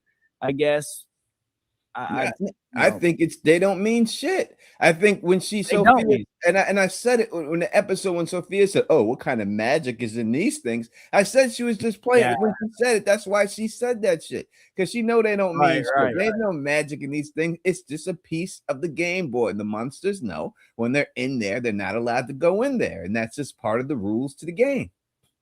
It seemed odd to me that they would end the episode with Sophia dropping the talismans in after showing us they don't really mean shit. Maybe it's just a belief thing, but Hey, here's my real question for you guys though, because I was listening in, and do you think when the boy in white at the end was saying, you're gonna lose this time, do you think that he was talking to the man in yellow, like as in a game, like you're gonna lose to me, or was he saying that you're gonna lose against the people of the town? The game. I think it's him. I'd say he's going to lose against him. It's him that he's going to lose against. Okay. Because when I watched the episode, I was like, oh, I thought he was basically saying like, yeah, you're gonna lose to people. But the whole thing is that those pawns in there are the man in white's pawns. Yeah, by losing to them, he's actually losing to the boy in white. Like the boy in white is his chess pieces, Tony, are the people in the town. They're in the town. Yeah. So he loses. I'm gonna stick with the uncle in white, man. Yeah, the uncle in white is better. It just seems. I think you're kind of dead on with it. Like it seems like they were trying to do the whole split the season into like they're trying to make 4 and 5 one big season. They're splitting it down. Yeah. But you know. And maybe on the binge it's a better situation, but for someone who has to sit back and watch, it's not as good. You know what I mean? Yeah. For people that, and that's what I brought up. That's why I brought up like the talismans. It's like for people that aren't, on here live streaming and talking about it all the time, it just seemed like it might be a little confusing, Yeah. And I think and people, when they make shows nowadays, you have to be aware of this. Is this a binge show or a weekly series, a yearly series that comes out? Because if it's a binge show, then you can do seasons like this and someone can binge it all at one time and then it'll be different. But from when it's a yearly to 2-year season, you don't leave it in a space like this. You have to be aware of that situation. I agree. Hey, man, it's funny. I found you. I found your YouTube in the middle of season 2. And I was at work when I found you, and you were live at the time, and you were talking about eating the chip. And it's like, now we're coming back. Now we're actually going to see you eat this chip. And for a while I was like, man, I kind of want to see him eat the chip. But now I'm kind of like, man, I don't really want to watch you eat this chip here, Tony, because I love you, man. I love your channel. I appreciate it. We don't want to see Tony cry. No one wants to see Tony cry. I appreciate it. I planned on eating it. That's why I bought it, to eat it. This shit costs $20. You know what I mean? I bought it to eat this motherfucker. You know what I mean? Without a shadow of a doubt. But after the episode, I don't think anyone could say that it's still not a possibility that Donna's the mole. I mean, when you have the thing say to him, they're gonna provide you with everything you need to get it done. And Donna's the one who provides him with everything. Why wouldn't you think that's the case? Yeah, I was thinking that when I was watching it. She gave that up a little too. Like, why are you telling this guy this stuff? You've seen the state he's in. You know what I mean? Like, what are you doing? So I agree with you, man. I agree with you. Hey, I'm gonna let other people call in, but I had to come on here and just ask that question, Yeah, we appreciate you, man. We appreciate you. Hell yeah. Have a good night, guys. Good to hear from him. Do we have any other super chats we need to get to? I want to get through and everything else. Let's take we're getting a lot of calls tonight. Area code 207. What's your name? Where are you calling from? And what's your question or comment? Hey, it's Molly from Maine again. Hey, Molly. What's going on, Molly from Maine? Hey. So yeah, not gonna lie, I was pretty disappointed. Overall, I mean, I was actually very upset when Mariel died. I did cry, but I'm kind of a empathetic person, even to fictional characters. So I got more upset with Christy's reaction rather than the death of Mariel. Like seeing her react to it made me a little misty. Yeah, absolutely. It's just she acted her ass off in that scene. That was for sure, 100%. Oh yeah, she's great, and listen, she looks good in that movie she's putting out too. She looks good in that little horror movie that I've seen that she's shown clips of. I think she looks good. She's a good actress. She's a good actress, and she did. It's when you do a crying thing, it's very easy to be cheesy in that scene, right? It's very easy for it, and it was very believable what she did. Yep, for real, dude. I definitely agree, but I have another point that I don't necessarily think that. I understand the whole game theory. It really comes off very Lost like, which clearly there's a lot of parallels there. But a few. I think I don't know. I think the boy in white. I think he, what the last caller had suggested to begin with, is correct. I think he was saying that you're not going to win this time. Like the people will get free. I wonder if he's been around since the very beginning of all this, and I don't know, something happened, and he just ends up coming back every cycle. He's the seventh kid. He's the other kid. He's the last kid. Yeah. What happened here? What I believe happened here? These buddies got together. Whatever it seemed, from what it seems like, that somehow they must have got together and say, "Hey, let's play a game, and we'll see who wins." I'm gonna go to these townspeople. I'm going to convince them they could live forever. Oh, no, you can't convince them they'll live forever. I bet you I could.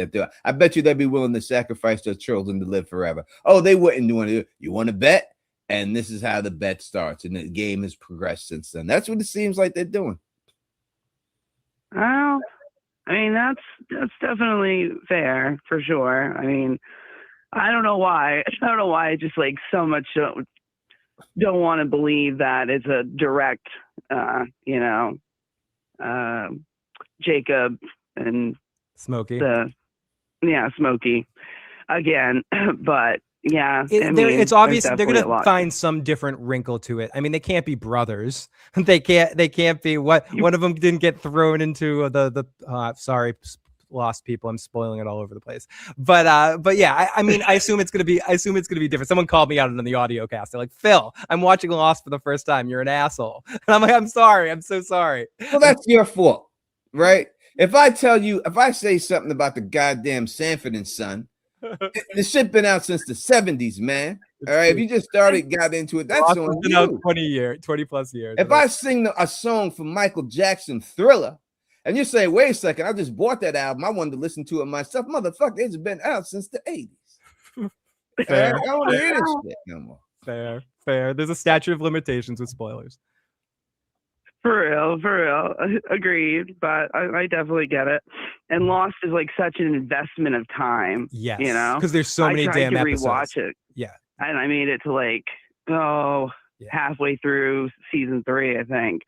And I was like, yeah, I need a break. Yeah, too much Dharma initiative at that point. You're like eating the airplane cravings. But yes, no, I hear you. And it's just because there's so many episodes and stuff. People think filler episodes exist now, when there was 20 episodes a season. It was even more ridiculous. But I think this is going to be something different. But it is familiar. It's definitely familiar. So yeah, definitely. I mean, Fatima for MVP for And I'm sorry, I guess she was always gonna turn into a monster. That's a bummer, but at least she helped them get out. I also feel like Ellis kind of stepped it up a bit this episode. He did something. He finally did something. He went with him. He went with him and got dragged away screaming. Yeah, that's true. Very true. Although, I mean, of course he wasn't gonna want to leave her behind, but. Yeah, no, I mean, it just definitely he made a few comments. Like a mid-season. If I'm dating a woman, right, and I'm out at dinner with her, and she smiles at me, and then all of a sudden her head turns around 360 like the Exorcist, I'm out the fucking door. Like, I don't give a fuck. How good looking I thought you were. I got to go now. Like, and when you see this chick's teeth come out like fucking and she looked like Baraka from fucking Mortal Kombat, it's time to go.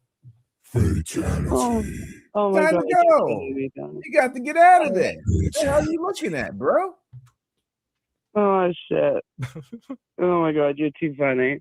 Yeah, no, I was the one that called in and hung up, but you guys were just getting ready to read that amazing $50 super chat, so I wanted to let it shine. Well, good timing, and thank you for calling in as always, Mo. We look forward to the next time. Talk to you soon.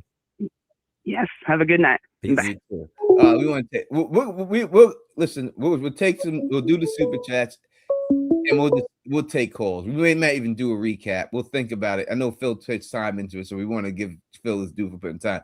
But I know this is season 10. This is the last episode. I know people got a lot to say, so we're gonna try to take as many calls as we can. Yeah, well, we can zip through the recap at times while we're taking the calls and taking people's comments here and there. We can get into it right now. It's 9:00, so we can zip through it in our free time here, just to kind of get people's thoughts. But I think we still have a few more super chats here. We got Glue Guns and Roses that just jumped in there. Let's see.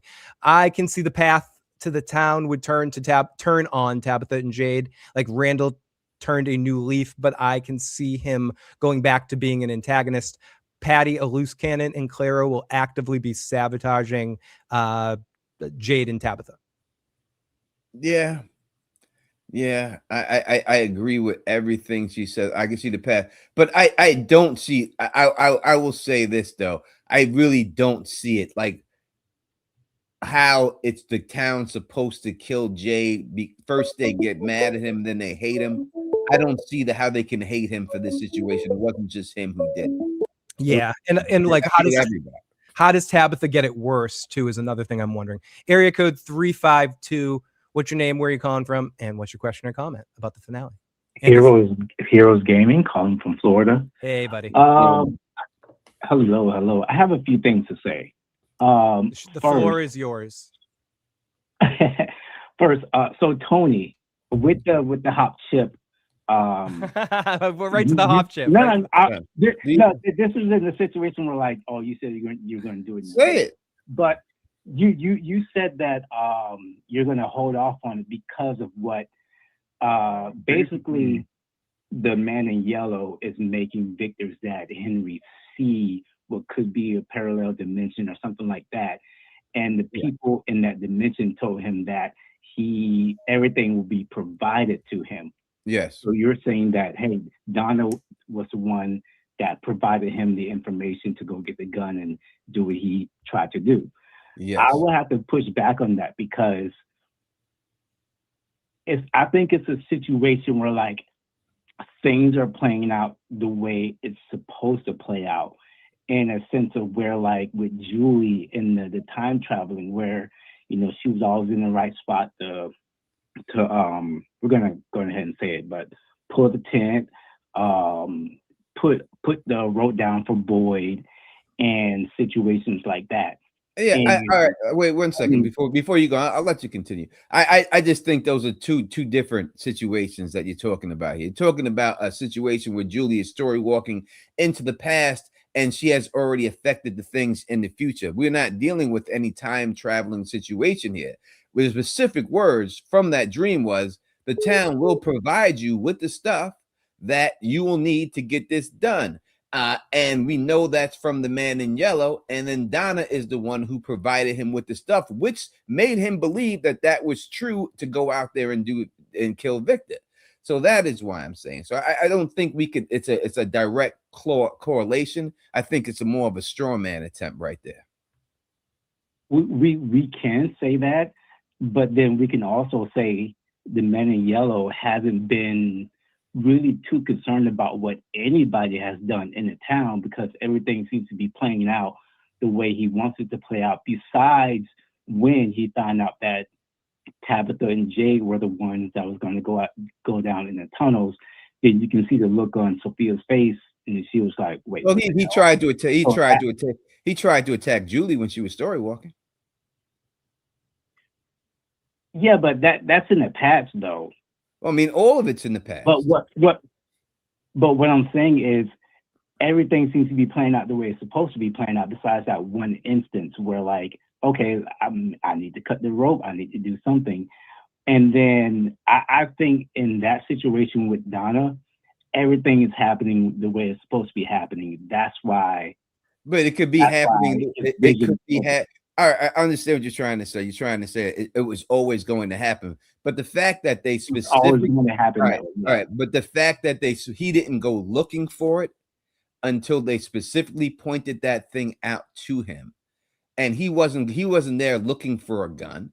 He didn't know how to do it or how he was going to do it. That was provided for him. They told him it'd be provided for him. Now, if you want to say that, the man in yellow could see the future and he knew that he would go back and he'd look in there and see it, and then Donna would say those exact words. I can't argue if the man in yellow could see the future. We don't know that. All I can go by is what they've shown us. And what they have shown us is that the man in yellow told them the things would be provided, and Donna was the one who provided those things. So therefore, I have to say that it's still, plus everything else I've already talked about with Donna on top of that from season 1 on. When I add all those things up, this gives more proof that Donna is the mole. The only reason I was saying Donna wasn't the mole is because of the whole Clara situation. And that's the only reason why I was saying that. But now that I see this whole situation, I have to say that this is the case. I mean, I can't say definitively that she's not right now. So therefore, because of that scene, if that scene didn't happen, I would have ate this chip right now. That's why I brought it. We've seen Sophia try to get other people, so it's safe to assume that if she's at any point in time she did something similar, why would she just pick Clara? She probably picked several people that she could have that as their sleeper cells, so she could activate them. Like Monty Hall. She's making deals with a bunch of people. Well, if we're saying this has happened over and over again, then she's definitely picked different people at different times during the different times that they've been playing this game. So if we're saying that, okay, well, we're gonna pick Clara this time, but next time it was somebody else, then everything's playing out the way it's supposed to be playing out.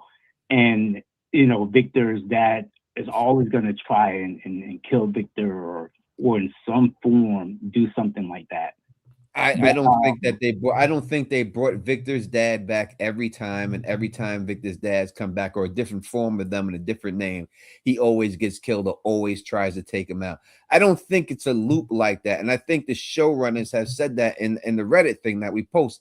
The only people who are resurrected are the people we know about. It's a loop that the thing happens, that they bring in new people, they reset the board, and then they hide the talismans again, and people have a chance to find them, and all that stuff happens again.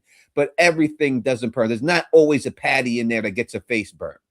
There's not always there's not always a person in there who gets killed by the scarecrows and gets his face sewn shut. Those things don't always happen all the time. You know what I mean? I don't think it's a loop like that where everything plays out exactly the same every time. Okay. So let's look at it this way. I'll take you out, why does a man in yellow specifically want Henry to try and kill Victor?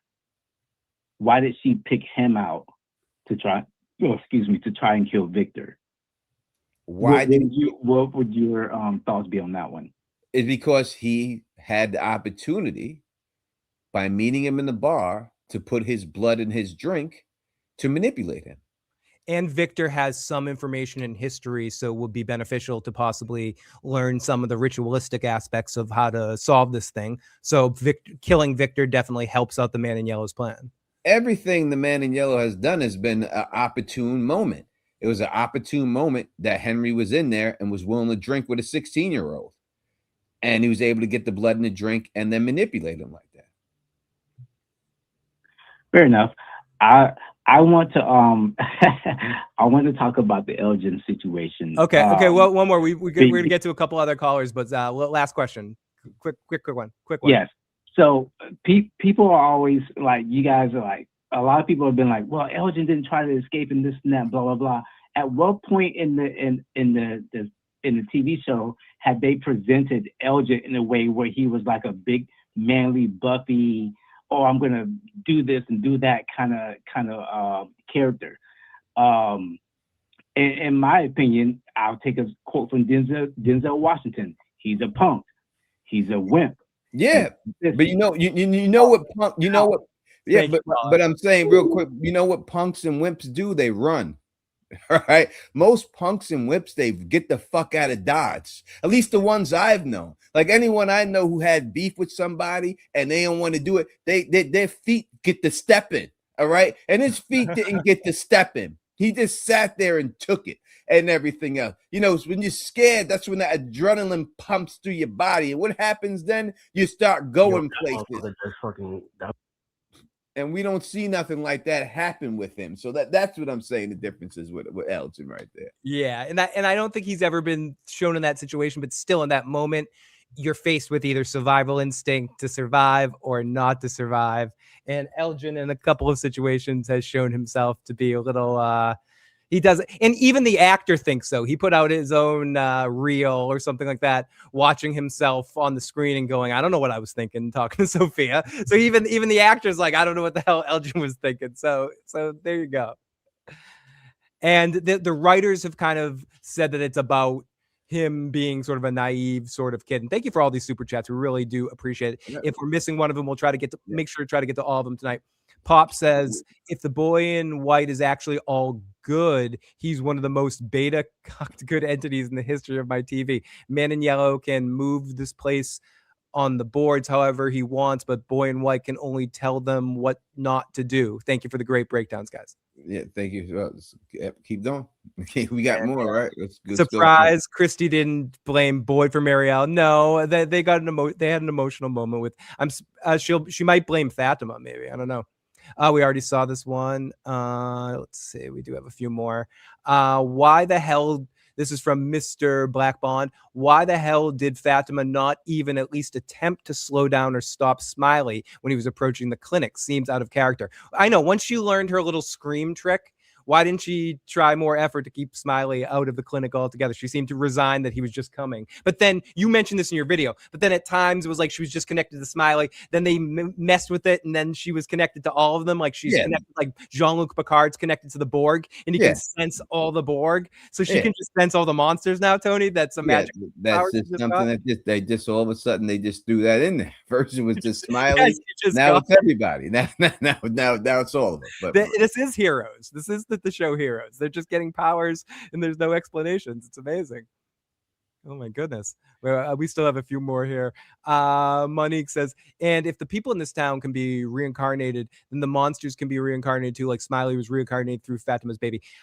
Yes, but again, there's only 2 reincarnated people in this town, but I do think the monsters are sort of on a cycle here. Tony, I'm going to let you have this call, and then I got to take my dog out because he's all right. I'll take staring at me. Area code 352. What's your name? Where you're calling from? And what's your question or comment? Hello? 352. Hey, can you hear me? I can hear you now. Oh, yeah, my bad. My name is John. I'm from Florida. I just want to say my theory I have. Go ahead. My bad. So I think the way to win or get out is to sacrifice their son. I think Jade and Tabitha had like 2 kids. And something happened, they decided not to sacrifice the boy, which is maybe the boy in white. And now Miranda was supposed to sacrifice Victor, but they didn't do it, or she didn't do it. So everyone ended up dying. So now Tabitha has to sacrifice Ethan. I think Victor will sacrifice himself for them to win. But I think the town or the man in yellow can make them lose their memory. Like Victor couldn't remember nothing. His mom or sister told him to draw a picture so he won't forget. Like who was Victor before Victor, or did it end in a different way before that cycle? And I definitely think Donna is not who she says she is for her. Yeah, well, I agree with the last part with Donna not being who she says she is. I don't believe there was another Victor before the cycle. I just think it was a bunch of other people. They said that the only people that are reincarnated are Tab and Jay. They're the only ones who keep coming back. So everybody else is different, and all circumstances are different. You know what I mean? It's not always going to be a little boy who survives a massacre and is left out there. You know, that just happened to Victor this time, and that's his storyline and everything else with it. But as for the sacrifice, girl. What? Boy and girl, like Julie, Ethan, and then Victor and his sister. So you don't think there was another boy and girl before them? Yeah, I could say it could be a boy and girl before them. I do believe that they could have done that, but I don't think the story would be the exact same thing. Like it looks like Ethan is going to be left there alone by himself, but I don't think they're going to end it like that. Right? If they did that and Ethan was left there alone by himself, then we could say that every time the same thing happens and stuff. But I don't think it's going to go down like that. You know, but I could definitely see that them definitely being a boy and girl every time, coming in with the new reincarnated version of Miranda, Tabitha, that she brings a boy and girl with her. I appreciate it, man. I've been watching y'all since Game of Thrones, man. So keep doing man, that, appreciate the support, man, from the beginning, 100%. Yes, sir. All right, that's what's up. That's what's up. Now Phil's not here, so I can't take no phone calls. Well, he'll be back. He's going out on a little dog walk right quick. So I'm here. We'll take your super chats and everything else, and then we'll start doing. I haven't given anyone any shout outs. Let me give some shout outs. I can slip into the calls. Wait. KP's been trying to call in a few times here. Well, we got you. You can't leave for 15 minutes and leave me on the phone, man. I know. It wasn't 15 minutes. It was like 5. It was like 2 minutes. It was like you're back. I thought you haven't left yet. No, I did. I think you left yet. I have to put the eye drops in the dog in like 5 more minutes. I have to put the second round of eye drops. Right. I'm not really going to. These dogs pee quick. This is area code 714. I'm not going anywhere tonight, Tony. Area code 71. KP, I'm sorry. You keep missing it by like 2 seconds. KP's pissed. Listen to him. Motherfucker just stole my spot. Area code 714. What's your name? Where are you calling from? What's up? Hey, it's Montez. I'm calling from California. Hey, what part of California? Oh, San Bernardino. Oh, cool, man. Cool. I used to live out in Petaluma, up in Northern California. Anyways, what's going on, buddy? Oh, just kind of talk about the season. I don't know if I'm exaggerating or not. It just feels like this wasn't season 4. It feels like part 1 of season 5. Yeah, that's what Tony you was know what I saying. mean? All right. The first 3 seasons, the finales felt like a finale, like their own season. Everything was congruent. It made sense. But then for this finale, this season, it just feels like we're not done. Like we should be waiting for another episode next week. That's what it feels like to me. Like, yeah, it seems like not enough was answered. It feels like a mid-season. Someone said this. Tony was talking about this in his video. Yeah, I said it. It was me. A couple of people have said this. It feels like it should be 2 weeks and then the next episode. Like this should have been the episode before the 2-week break, and then we should come back to it. But yeah, Tony was talking about that in his video as well. Yeah, it's because the things in the tunnels and all that. It feels like that should have happened last episode, and things kind of got stretched out. Plot lines just kind of like, it seems like as soon as Julie was getting close to figuring out, they just scrapped that plot line for next season or something, or just completely forgot about it. It feels like it seems like they kind of do that every season, like with them burning the holes. They were supposed to torch the caves, or they were supposed to trap one of the monsters and getting interrogated. They kind of just forgot about that stuff, you know. And it just, I'm just not sure where we're going to now.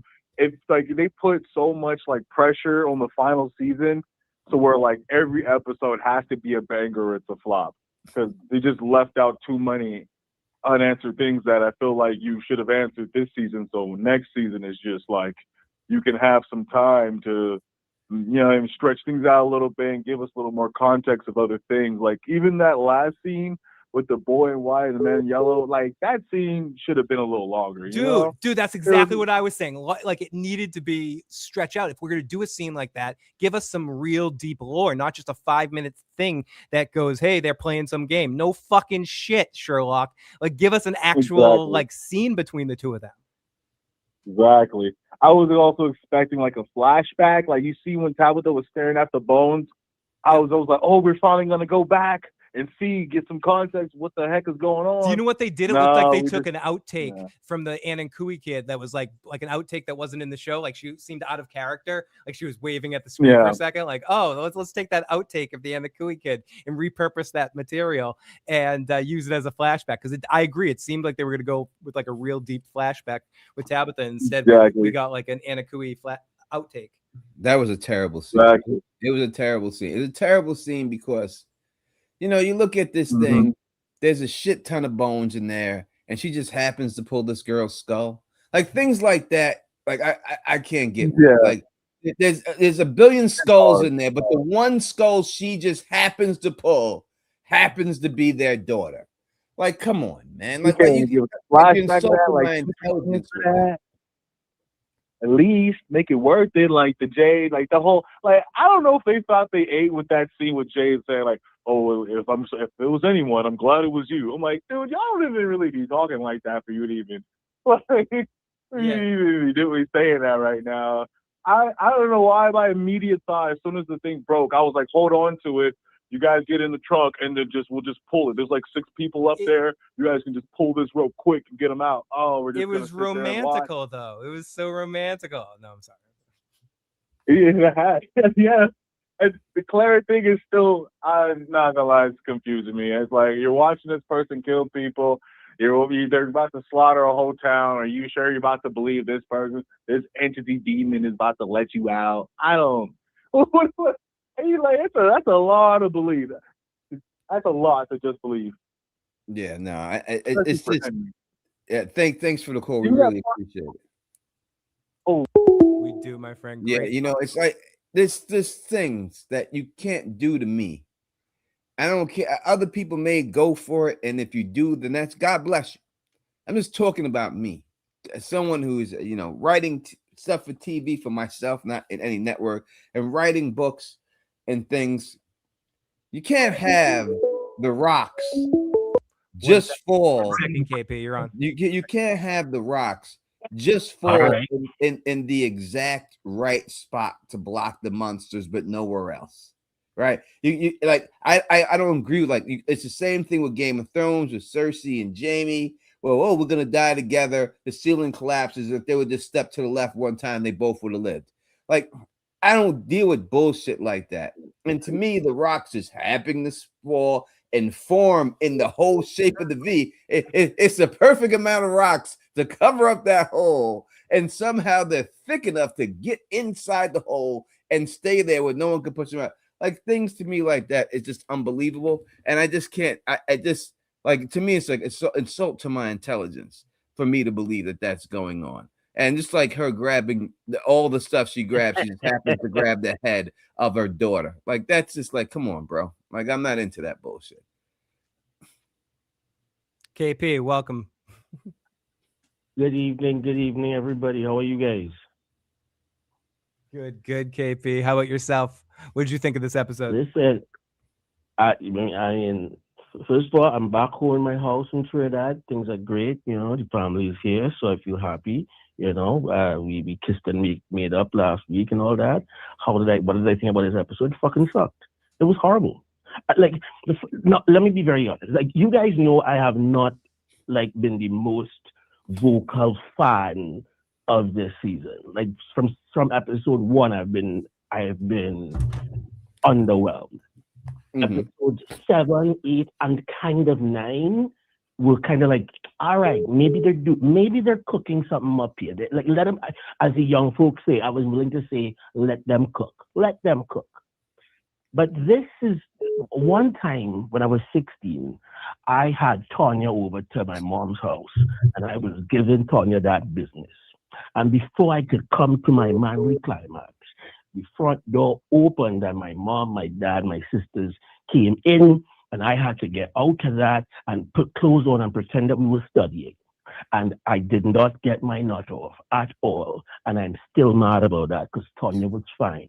She has 7 kids now, so I can't, I'm good. But, she was fine, and I'm mad at that, and she never came over again because she was scared about that. That is exactly how I feel about this last episode. It's one thing to blue ball me for an episode or 2. It's another thing to be blue ball me for the last 2 seasons. Seasons 4 and season 3 have been a blue ball disaster. I am infected, and now I'm facing facing a real weird challenge. My quandary is this: I either have to watch season 5 and hope they make it up and feel some sort of relief, or I say to hell with this nonsense and don't even watch episode 5. So I have and maybe it'll suck anyways, and I have a consistent blue ball situation going.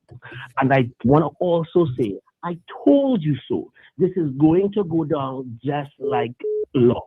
They're going to be asking a bunch of questions and never answering any of them. And also gaslighting us to think that, wait, maybe they never even asked that question.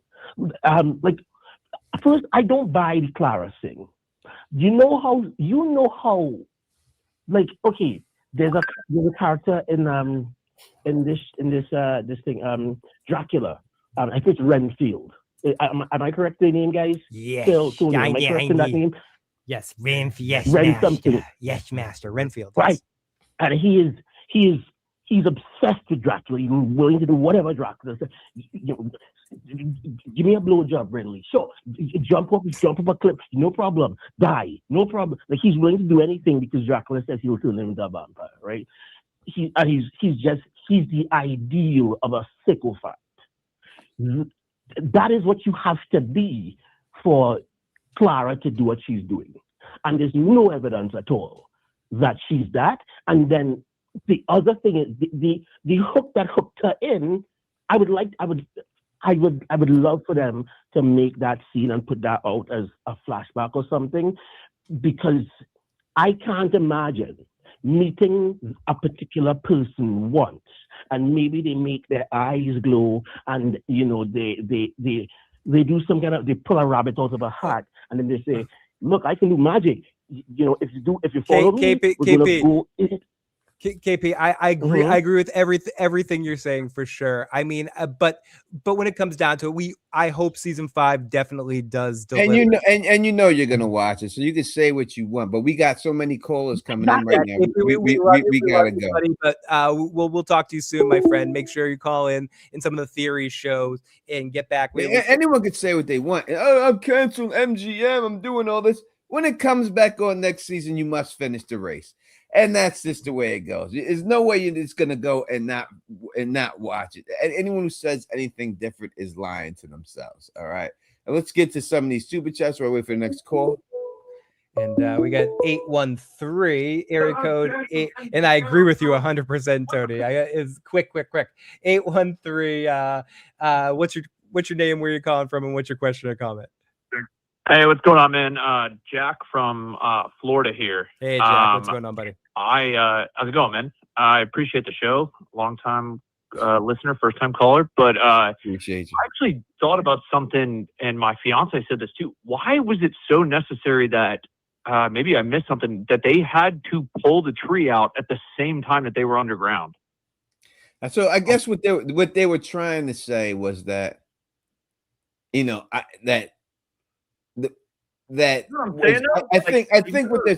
don't think they need to pull the trigger. I think they're saying if they would have gotten there with the bones, there would have been no escape for them. So the only way for them to escape was to pull the tree out there. I agree with that. I'm saying, why didn't they do it the day before and then they go down the next day? Yeah, I agree, and I brought it up. Why didn't they just why didn't they just dig a hole? Why didn't they dig a hole next to the tree and not pull down the tree? Yeah, exactly. Why didn't they do something like that? Comments just now. So it's just it's not very sensible. Yeah, I agree, and I think honestly, I think they're going to tie it up pretty well. I agree with everything you guys are saying. More so about they really got to come out firing with the first couple episodes of the next season. But we said that this season too, didn't we? Yeah, we said that this season that they needed to do that. Yeah, so it's true. We'll see. But we did say that, and we didn't get that. So we'll see. We'll see. It's very true, man. Well, yeah, appreciate it, man. You guys have a great one, and until next season, ladies and gentlemen. You too, my friend. Great call. And this is from Blitzkrieg Bop. He says, I think it's possible that Ellis made a deal with the man in yellow, taking his blood early into the story. He could result in Fatima's pregnancy monster. I don't know if Ellis did it, maybe, with the mom or something like that happening. He could have. I said that Randall did. Now I see a bunch of YouTubers jumping on that bandwagon after I said it. So it is what it is. We got a member for 3 months, says Elgin will disappear never to be seen and known to the dead. How is that chick moving that big ass motherfucker? Get rid of the body yourself. She can't move that body by herself. That's straight dead weight. It's impossible. Very good question. Area code 847. Welcome to the show. What's your name? Where are you calling from? And what's your question or comment? Hi, I'm my name's Kim. I am calling from Chicago, E-Man Country. Hey, Kim. What country? What is this? What country is this? Where you say you calling from? E-Man. Oh, this is E-Man's country. Okay, all right. E-Man's country, Chicago. Go ahead. Steve. I've been really enjoying your live streams. Thank you so much. Appreciate it. I'm new to it, and it's really fun. This is so cool. Props to you guys for doing this. I got it. I'm hesitant to call in. I was like, nah, I don't want to call in. But you did it. You did it, though. You did it. I did it. So here's the thing. Yep. This show is bad. It's really bad, and it's been bad from the get-go. I'm not yucking anybody's yum. I have loved some really crap shows. So believe me, it's but from the premise of it doesn't make sense. If you really think about it, none of it really makes any bit of sense. I mean, I've known some really bad parents, really bad, and I'm Gen X, so I didn't have the greatest set myself. Mm-hmm. But honestly, somebody coming up to somebody and saying, give me your kids and I'll let you be immortal. And you saying, yeah, that sounds like a good plan. No, I don't see that happening. And let alone 7 sets of parents going for that. Well, see, it depends how bad those kids are. They had to be some shitty kids. They had to be some shitty ass kids. I'm a dog mom, and I'd run in front of a truck for my dog. I saw your dog, Phil. They're gorgeous. Thank you. I don't really watch the show. I watch through the reactions because they're the best. I saw Married to the Real the other day for not the episode 9, hilarious, because I really love the fandom more than the show. No, and that is a fair point. And thank you so much for the call. We really do appreciate it. Like something about the way that the fan theories come together about this show, Tony, and everyone's perspective and everyone gathering together. It's hard to have a fandom like this. Like we've been through fandoms, right? We've been through the Game of Thrones fandom, and that's a book fandom that changed to a huge lore, built-in lore. Already. And the lore is consistent. For the most part, when George is doing it, it's consistent. When George is doing it, it is. Area code 510. Whoa! Turn down the radio in the background. 510. Turn down your radio in the background, or your. But area code 510. What's your name? Where you come from? And what's your question or comment? Hey, this your man Pump the Brakes from Oakland, California. Hey, what's going on? Hey, what's going on now? Hey, man, first of all, I love the show. Long-time fan since the first season. I've been rocking with you, Tony. Appreciate it. Calling in. Yeah, for sure. I just want to see if I missed something. Maybe I missed something. Hopefully you've cleared up, and maybe even people in the chat can clear it up. Let's do it. Did the man in yellow come from out of town? Because it seems in my brain he came from out of town because he came in the car with the priest, and then the priest drove into town. So is the man in yellow able to go outside of From and come back inside of From at free will? So it seems like, so when we look at him as the man in yellow, we got to think about it like there was a guy in the yellow suit that came there that got captured and killed by the person and impersonated as the man in yellow, right? So there was a regular guy who came to that town, but before he got there, the entity that is the man in yellow, whatever it is, a fucking alien spider, we don't know, killed him and then took that form and disliked that form, just like it likes the clown form. It likes the color yellow. And that's their favorite form and stuff. It goes into different forms and everything. So I think we have to look at it like that. Where they go, the boy in white and the man in yellow, when they disappear, we have no idea where they're at. Yeah, but I'm still thinking about when he turned into the little redhead girl with the glasses. Yeah, she was outside. She was outside of town when the priest picked her up in the car. Yeah, well, she was on the road, right? He had seen the tree, and then he turned around, and she was on that road. Oh, okay, so the road is still part of front. Yeah, once you see the tree, you're already in it. Yeah, like even if you destroyed the tree and went past, you'd still be in it. Okay, got it. That's all I want to know. Just had to clear that up. Loving the show.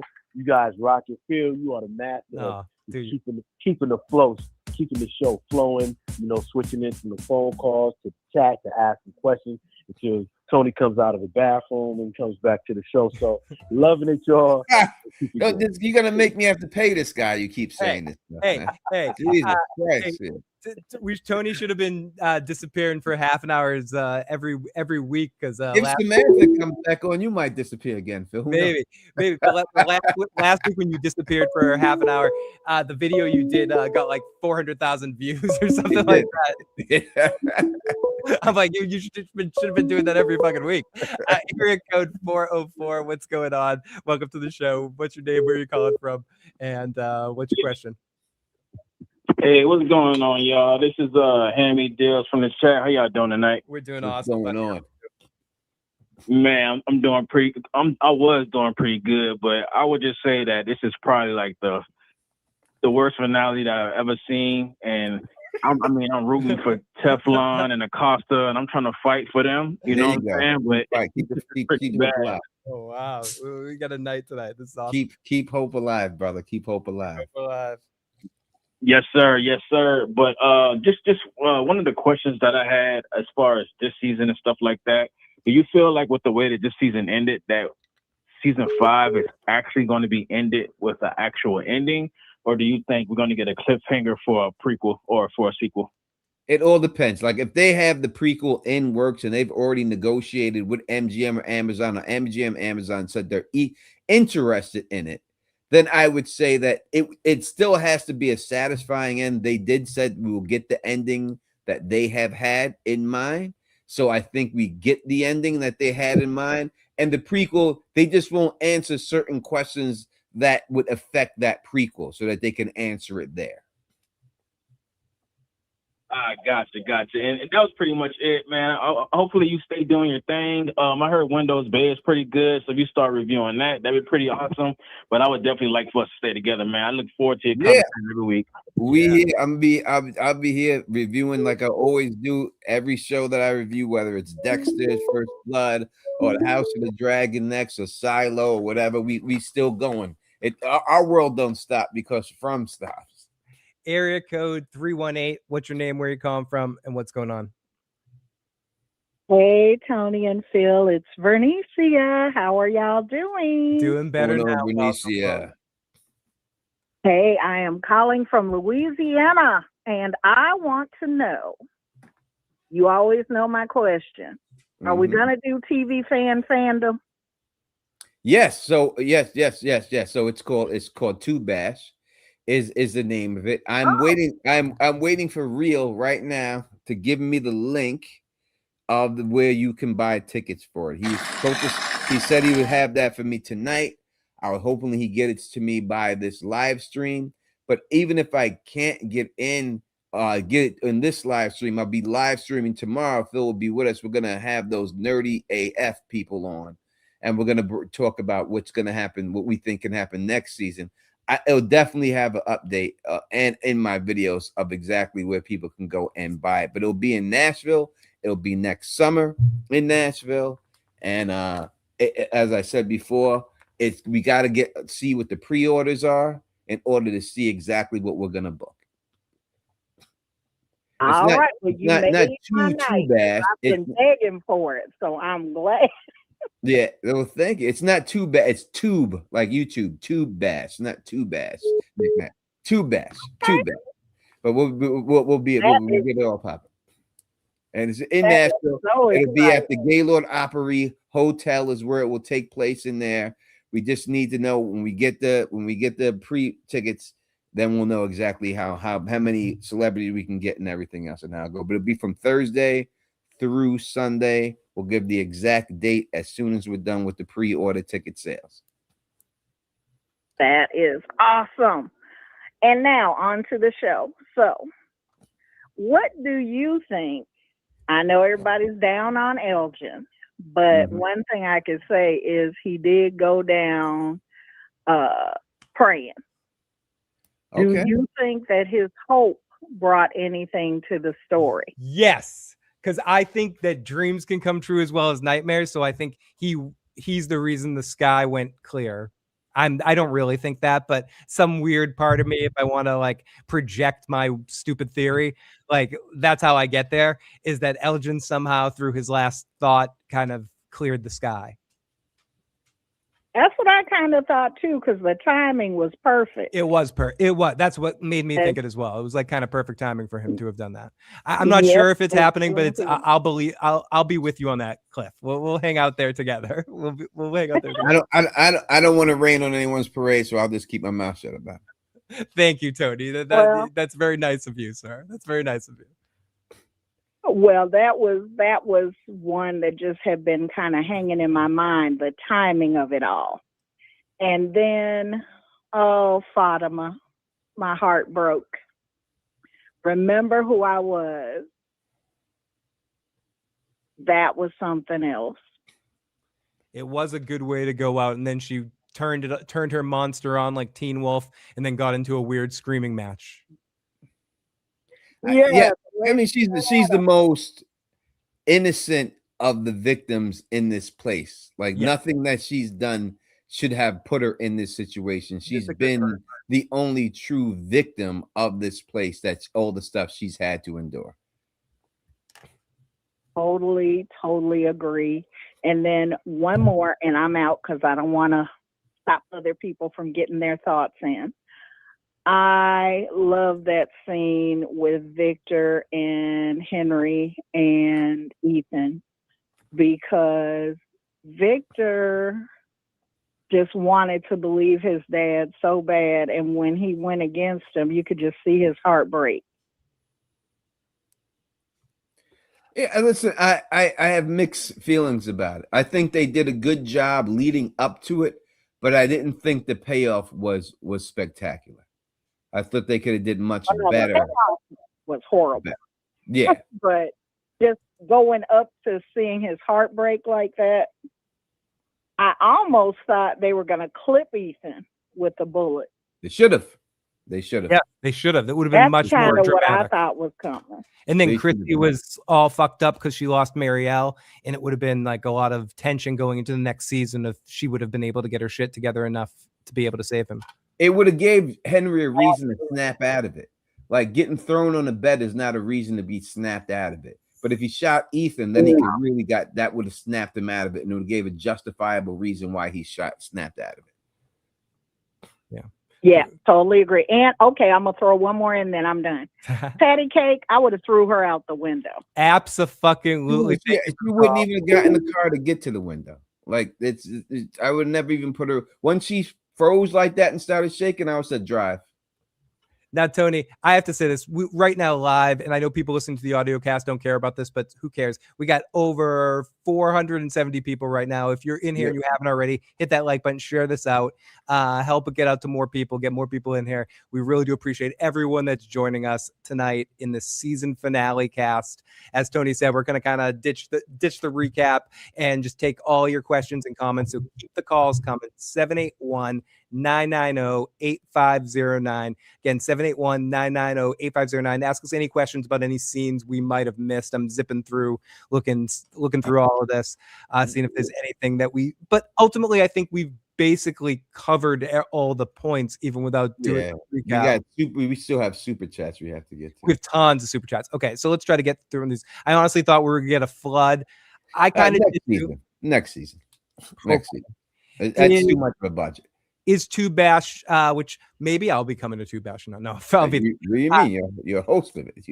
I know. I got at least a couple panels. I got a karaoke panel I got to do. I'll talk to you more about it. It's later. Two Bash 21 and over. I would love to surprise my girlfriend and little sister with it. Will I think we will have 21 events as part of it, but 18 plus, everyone, all ages will be. No, Well, yeah, it's a con, so there's no age, and you can bring your child there. there and might everything. be some panels that are suggested 21 or 18 plus because of some bad, naughty material or something. You know, if we do like some fucked Yeah, up but you could bring your kids. It wouldn't be bad.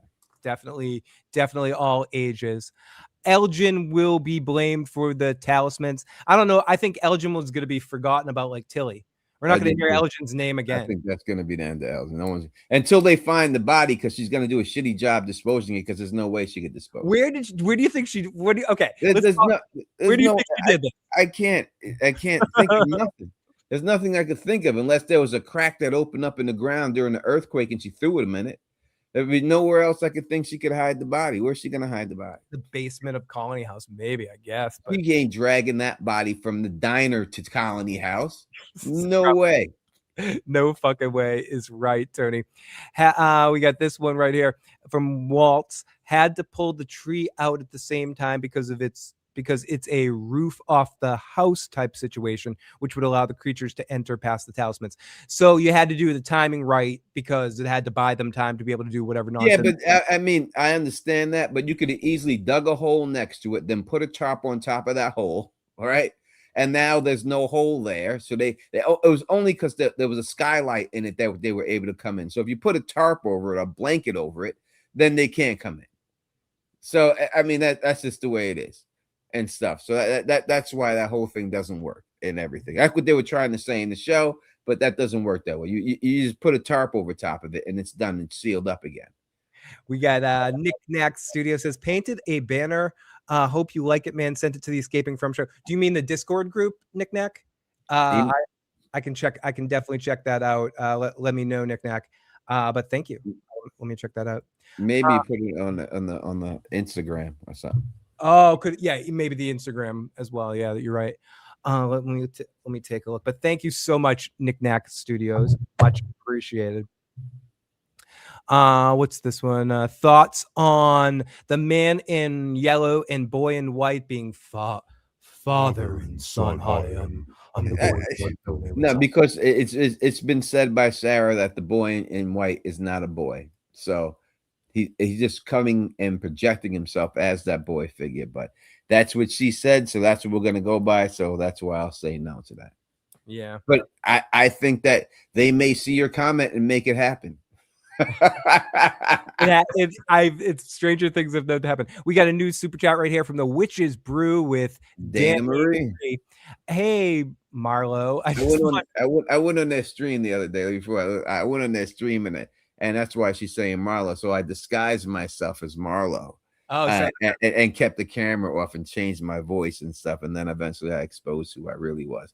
They claim that they knew who I was the whole time, but I don't believe that. If you watch the stream, you can see that they were. Ooh, and this is nice. Nick Knack Studios made this. Let's see if you can see this. Well, that's very nice. So let me say, whoops. Sorry. No, that's real nice. Appreciate that. I'll send that to you, Tony. Or or you can probably see it, but I'll send it. Yeah, I haven't had a new banner since I had the banner on my YouTube channel that a fan made for me the first year I did it, and it's been sitting there the whole time. Never changed it. And what did she say though in that thing?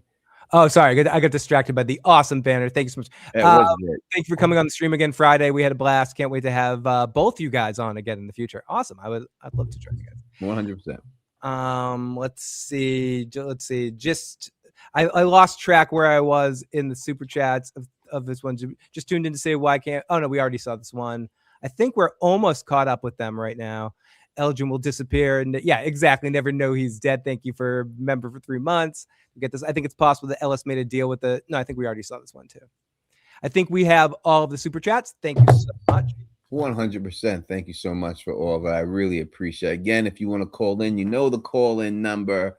If not, people will put it in the chat for you and stuff. You can call us up and let us know what you thought about the finale.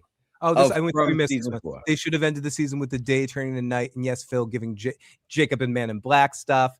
I think if you had to pick a area to end it, I would have ended on Fatima turning into a monster and then I would have had her actually doing something, like not just standing there screaming like a banshee, like attacking the monster or getting attacked, like her fighting it out, or her getting, because she can't die because the monsters don't die, right? So her attacking the monsters, or they're attacking her back. Not her just like there's no need. There's no need for that. I would have ended it on that, or her face just changing. And then I would have started next season with the boy in white talking to the man in yellow and expanding on that whole shit in next season. That's how it started. And set the standard for the next season. Are we sure that the man in yellow and Clara got all the talismans? We were asking this earlier. Tony, do you think they got all the talismans?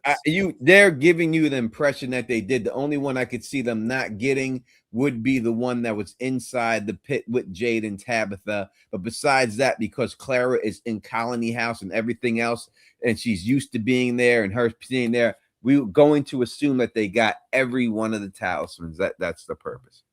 I don't know if I saw this one before too. Hey, Marlo, Tony, loved Marlo, damn Wire fans. That's right. Marlo, loved what you did on Scarlet Fever's channel with Dana Marie giving her the props for her Clara theory. Ladies love an apologetic man.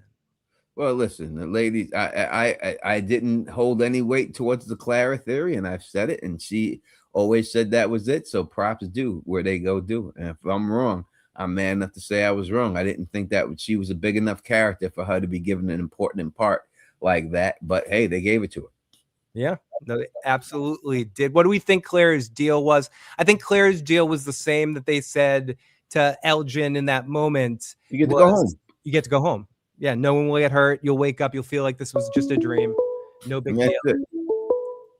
Area code 972. What's your name? Where are you calling from? And what's your question or comment? Hey, this is Chris from Albuquerque, New Mexico. Albuquerque. Just makes me think of Bugs Bunny cartoons. Me too. Every time I hear it, I think of Bugs Bunny. Like, next stop is Albuquerque. Sorry. You said that the last time I called. I know. I'm sorry. I'm a drunk. All I know is I'm on a script. That's all I say.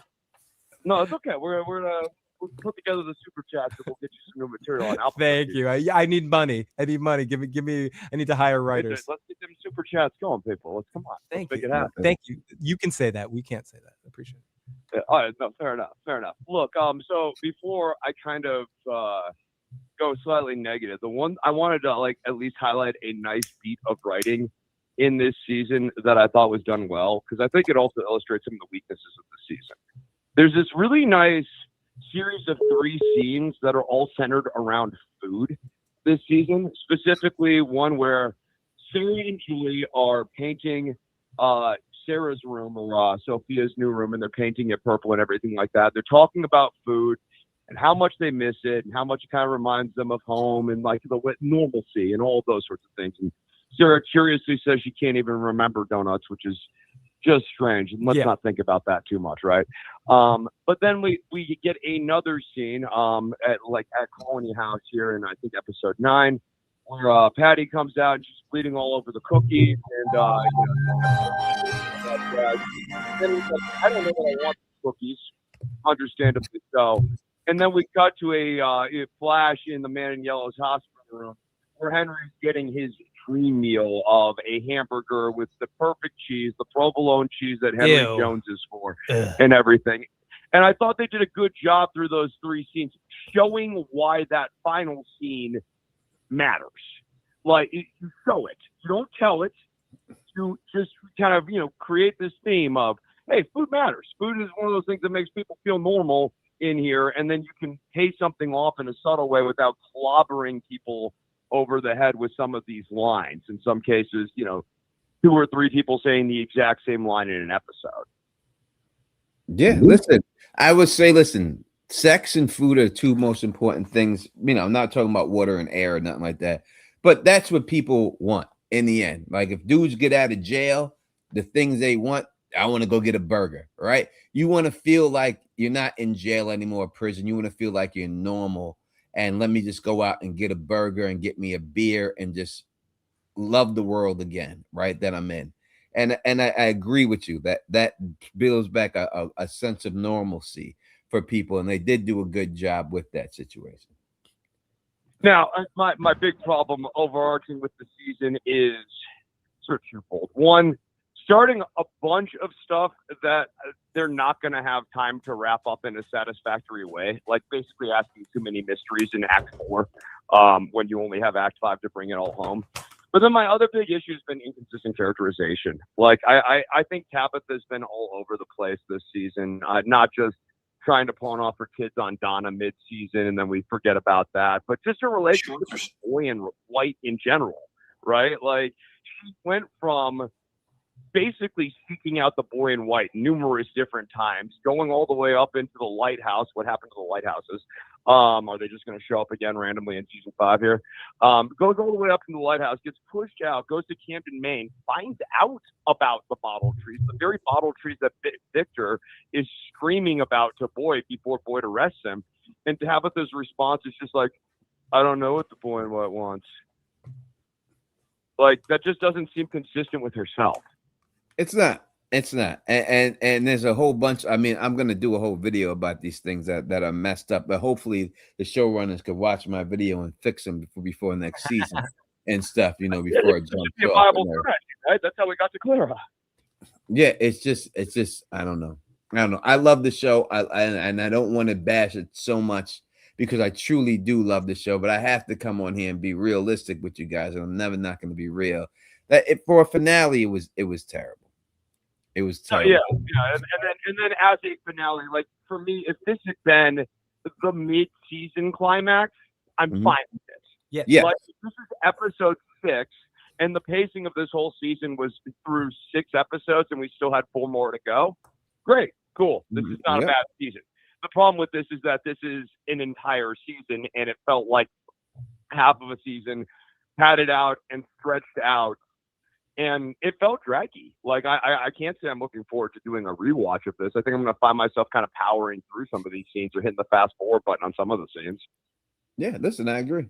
I cannot disagree. Anyway, I appreciate you guys all season here. I've enjoyed the streams the whole way down, and I wish you guys the best. I appreciate you. Thank you so much. Thank you, my friend. No, and I understand. I definitely understand people's frustrations, especially when watching the show week to week. And no, they got and listen, this season peaked too early. The best episode of the season was probably episode 5. Yeah, was 5 the one with Kenny on the roof and all that? That was probably the best one. The thing is that they gave people time who didn't deserve. Like Acosta deserved so much more time. Sarah deserves. Before we move on to Sarah, because I want to stop in Acosta for a second, Tony. Why would they introduce the whole thing with her in the basement and all of that? And they just ultimately did nothing with it. They did nothing with it, and then they have the door that did nothing with the door. Oh, the fucking door, the hatch. The door is nothing. It just it's sealed. I was right. The door is here. Okay, Jay. That means that Randall can't get it down. It's over. Is that what they did? The whole door just to prove that his visions were real? Like, you could have did something else to prove that. Like, you have a door, you got to open it, right? It's just like if you have Ron Jeremy in your movie, he's got to pull the slong out. All right, you don't hire Ron Jeremy unless that's the reason he's in it, or it's no sense of having him in there. You don't have a door there not to open the door, and maybe they will in the next season. But again, it's the way it's pushed off, and it doesn't make us satisfying. Yeah, pause on that 100%. But y'all know what I'm saying. Like you bring in Sydney Sweeney to show the breast. All right, this is the reason why you have Dolly Parton to put the tight shirt on. All right, you hire certain people for certain things, and that's what's expected. Yes, and that's just what it is. And this whole situation, and it's if you just wrap 1 or 2 of them up, then you can go into next season. You wrap those up, but they didn't wrap up any of them, and that's the problem. They didn't wrap anything up with them. Everyone they brought up this season is still open-ended. Plus the stuff that's already been open-ended. I mean, you just got rid of Marielle. We don't know nothing about what she's seen when she was chained up. And it's just gone? Yep. Like, you didn't even address that? Like it's over? Like, come on, man. I mean, I know they're going to say, well, we did have her have a vision of the Smile Monster coming back to life and chasing her. That's fine. And yes, you did do that. And bravo for you for doing that. But you did have her chained up and seeing shit, and you didn't have those three get together and explain what the fuck they were seeing. Yep, and that was a lot of wasted opportunity. They could have, I mentioned this a couple weeks ago, but they could have had them all have different powers of some sort. For some reason, your super chat didn't pop in the overall thing, DEH, your second one. I see it over here. Boyd should have left Scarface standing there telling her to say hello to my little friends. Yes, absolutely. And then did I not get the second one as well? This one is from is now Game of Thrones and disappointed in this finale. I don't see how they wrap up in one season. At least they have another season though. They definitely do. Yeah. Yeah. Someone's saying we missed that super chat. Who was this? Yeah, I think it was this one. If I was Elgin, I would have had a stiff-armed Clara and done my best impression of Usain Bolt running down the street screaming. That's it. I would have jumped out the window head first. Like, if you didn't even want to go through Clara, I would have just stood up and then jumped out the window and crashed through the motherfucker. I would have made a and play then for go. If I really had to get away. But I would have just hit Clara, boy. Clara would have seen me coming. She would have got out the way. I don't give a fuck what the man in yellow got her. She would have seen she didn't want to get hit with this. I would have hit her with the forearm shiver like Tito Santana coming off the rope. It would have been a wrap. And I would have been through the door. Trust me, I guarantee you, Clara, that man in yellow, Sophie can't catch my ass. I guarantee you ain't catching me. I'm not going in the back room with you holding hands. Try her death touch on you if you can't catch him. You can't. I'm not going in the back room with you holding hands. You seen Kenny do it, right? When Kenny was on that rooftop, he was out. He knocked that motherfucker over, right? What's the difference? We seen them monsters take like 3 to hold down Boyd. 4 of them, they couldn't hold Boyd down, right? So they ain't super strength here. Like, the power levels are off. Sometimes they could break through fucking walls, and sometimes it takes 4 people to hold down Boyd. Like, we don't have a definitive power level for them. Yeah, sometimes they can stretch again, like the Cautry one seemed to. Yeah, he's got fucking Mr. Fantastic stuff, and Sophia is just like, I love the actress who played Sophia. I think she did an amazing job. 100%. That's not what I'm talking about here. What I'm talking about is the naivete of this town with this chick just walking around smiling the whole time and popping in the shit. She looks like, her face looks like Bill Cosby on the Jell-O pudding pop commercial. She's walking around like that, just jumping in everybody's house, grabbing these motherfucking stones like she's fucking Thanos and shit. And nobody's fucking saying nothing to him about it. I just don't get it. It's ridiculous, Tony, that no one's called her out, no one's clocked her. Once she turned on the radio with her hands in the last episode, Bacta should have been like, "That's weird," and reported that shit to somebody. It's fucked up that no one's clocking this girl. 100%, and that would be what the problem I have with it, and when it's all said and done, you know what I mean? It would be an issue like that. Let's say what up to some people. I know Julie B was here. I don't think she's here anymore, but shout out to Julie B. We got Jane Doe in the building rocking with us. We got D is up in here rocking with us. David is in the building with us. Theo is in the building. Carson's channel is in the building rocking with us. Jesse is in the building rocking with us. I'd see my sister, Cody Cole, is in the building rocking with us also in there. I want to make sure I give out. Carla Way is in the building rocking with us and stuff. I didn't have a chance to do shout outs in the beginning, so I want to give some out right now. JRW is in the building rocking with us right now. We appreciate everybody. We had over 500 people here watching us. Shop is in the building rocking with us and stuff. Steph Snow is in here rocking with us right now. Again, we got my sister Cody Cole is up in here rocking with us and everything else. Let me get on this thing. Let me gift out some memberships for the season finale. I'll take a second, Phil. I gotta do that. The question is, like, going into it, is the boy in white said that they've got the bones this time. So what value do the bones have moving into this next season? I really don't think they have any value at all. I think it's just a game piece. And but it's towards the boy in white's win. Somehow they're like, he's got a hotel on Boardwalk with those or something like that. Yeah, I mean, it could be that, and then they gotta sit it down on free parking, and when they get there, they gotta circle it 3 times and There then was some shit then like hit that. it. Exactly. Some shit like that. I think each action by these two causes a reaction. Now, based on this episode, Tony, from the opposing viewpoint, do you think the man in yellow is still the heavy? Do you still think there's somebody ahead of him on the pecking order? There's somebody ahead of them, both of them. There's somebody ahead, both of them. I don't think that they're the overarching entities in this.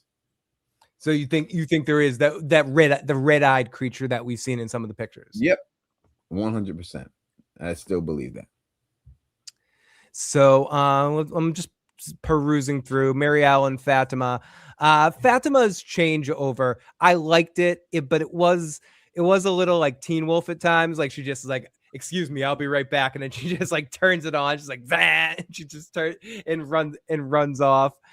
Marielle did pull a knife. That is appreciated. Huge thanks to Teflon TV for gifting the memberships to you guys in the live chat. Thank you, Teflon TV, for gifting You're those. welcome. You're welcome very much. You're welcome very much.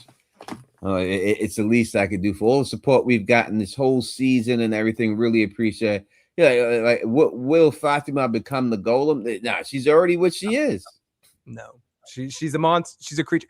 She's a creature. I know you think we will. But people in the live chat, do you think we'll see Fatima again? Will she? Tony called that we'll see her knocking on a window for Ellis at some point. And some other people said this, Tony. I think it's interesting.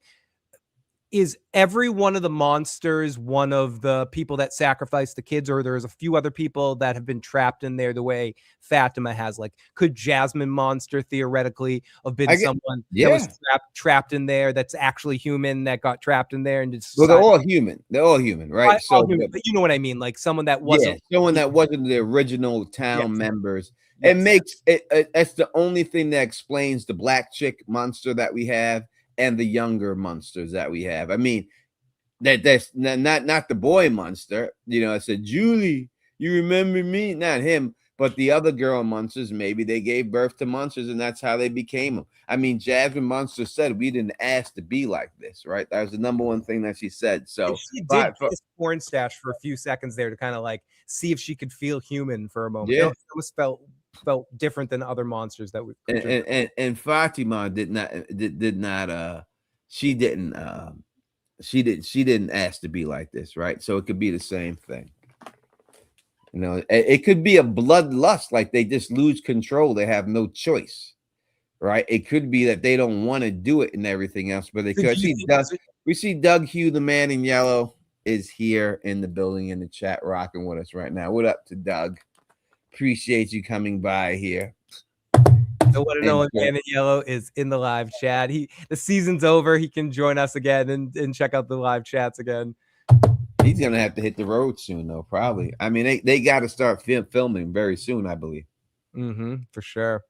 And I don't think we'll ever see the true OG Fatima again. That's the question I wanted to ask Heather. I wanted to ask Tony and you guys in the chat. Will we see the OG Fatima again? Will we see Fatima as a monster again? Will whatever allowed Fatima to fight the monsters now be gone in the next season? And will she just be one of them? Was that just a momentary ability that she had as she turned? Now that she's turned, is she just going to become one of them completely? If they do it right, to me, she just has to be one of the monsters and be done. Right. Like if they have her do anything else, it just doesn't work for me. Like she needs to be. This is the price. Knowledge comes she can't be like cold hands, Tony, right? She can't be like halfway there. No, I don't want to see no cold hand situation. This has got to be at certain knowledge. That's the cost. This is the cost she's paid. Now she's one of them, and that's it. That's how it ends for her. You know, you take away everything you built if you do it the other way, right? Everything you built for her character up to this point to feel she's the nicest person in from bar none. She's done nothing but good things, and bad things have happened to her. And this is the way it ends for her. And that's it. If you change it, or somehow she breaks out of it and she comes back and she's not, or she's half and half, it just doesn't work. This is just what happens to nice people sometimes. And this happened to her. So do you think we'll see her again? Yeah, she better be tapping at the window. Ellis. She's got to do it. They have to play that up. You don't do that for no other reason but to do that. That's the reason why you have it be Fatima, not anybody else. Is that how Ellis ends up eventually dying next season? If we're getting into predictions for next season, does Ellis eventually? Oh, we have to do who won the contest. I think, yeah. Let me take a look at that. Let me see if I can find that shit right now. Yeah, I don't think it was me. So I think I might have lucked into it, but I think you might have won this whole thing. I think I might have lucked into it because I drafted Mary Ellen late on it, and I think I might have even had Elgin too. And that was before I knew the spoilers. I did. Yeah. I didn't know him then. I didn't know him then. I promise. That was way before and everything else. I promise. I promise. Look at me. I'm a very you can trust this cartoon face. Of course you can. Who wouldn't trust a face like that? Look at me. Look at me. I'm very trustworthy right now. How wouldn't you be able to do that and everything else? You know what I mean? I don't. Everyone would trust that face right there.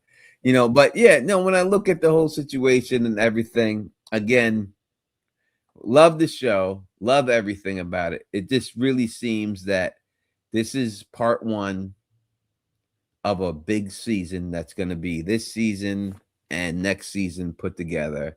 This is the midway point. That's the way it seems like to me. I think that's what they were going for, and that's where we're left off at and everything. You want to full screen it?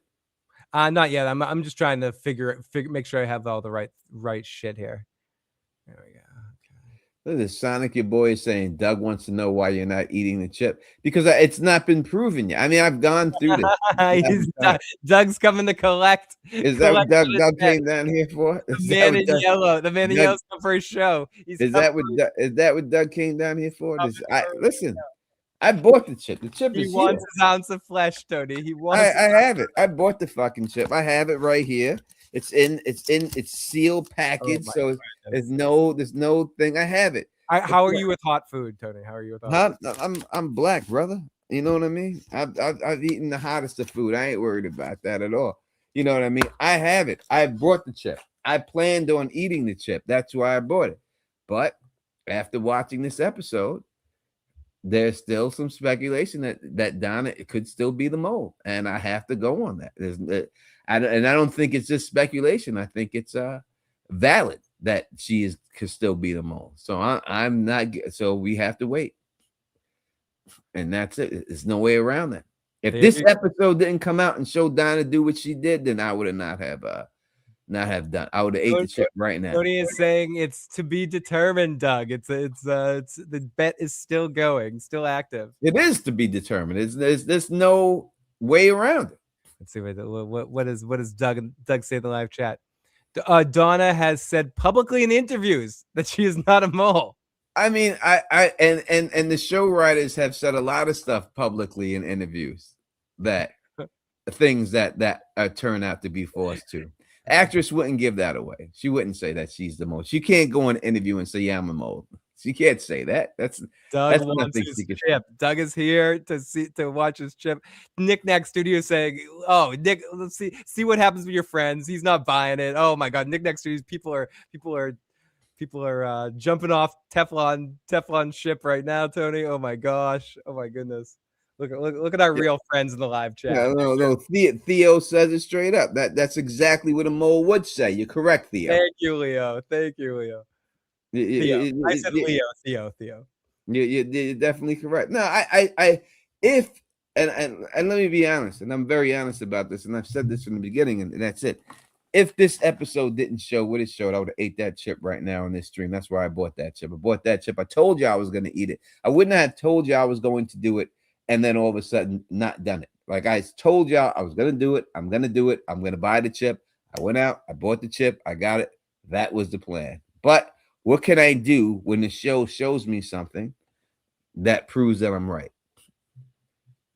And I've been right a whole lot of times this season. So this one's to be determined, and I will eat it. I'll buy a brand new chip when next season comes out, and that is proven. I promise you that. And if it's not aliens, like I said it's gonna be, then I'll eat another motherfucking chip. That's just what it's gonna be. What is who is this person? We've got a couple of people in the live chat popping in for House of the Dragon stuff as the episode just ended. I'll be back next week after episode 3 to recap House of the Dragon. I'll try to get out sometime this week to do episode 2 again, like I did episode 1 last week. Anyone who's listening to the podcast, sorry for this one moment, but people in the live chat, thank you so much for jumping in there. I'm sorry. I'll be back next week to talk about House of the Dragon. We'll talk about everything that happened with Otto tonight. Don't worry. Yeah, listen, man. I don't know who this blackface person is in there, but please don't question my character. And I'm being honest with you. If I'm telling you I'm gonna eat the fucker, eat the fucker. It's not a big deal to me. It's not the way it goes. You know what I mean? I don't BS anything. If I'm wrong, I'm wrong. And if I lose a bet, I honor the bet. I 100% came on here with intention before that thing aired to eat that fucking chip. But I'm not going to eat the chip until it is proven. And what I've seen from last episode, and I'm not the only one who thinks that. There's a bunch of other people who thinks the exact same thing. So please don't question my integrity or anything like that. That's not what it is. That's not who I am. As a man, I'll eat that thing, and that's just what it is. You know, that's just the way it goes. So what am I going to do? There's nothing I can do. The show is the one who did it. The show had put it out there. So I just go by what the show said. And that's it. Sorry if I disappointed y'all and y'all wanted to come out here and see. I would have did it. Oh yeah, but I know Asta in the live chat is pissed off. Pissed off. I'm about to block him because he's just talking shit now, and I told him what to deal with. So I know. Chill if you don't want to be blocked, dude. Chill if you don't. It's about to go down. What is he saying here? He says, "Are you suggesting, Tony, that Liz lied in public interviews when she said she was not said mole?" 100%. I didn't stutter when I said that either. Yeah, I can show you 1,000 people who are in shows who said they weren't in shows and actually been in their actors. I can look at 1,000%. I can show you of directors and people in shows. Show writers who have come on and blatantly bold-faced lie not to give away the plot of the show.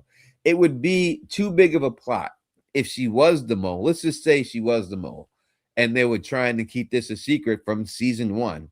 For her to go on an interview and just say, yes, I am the mole, would not be very good for the show, right? Not unless she's Tom Holland and spoiling shit, right?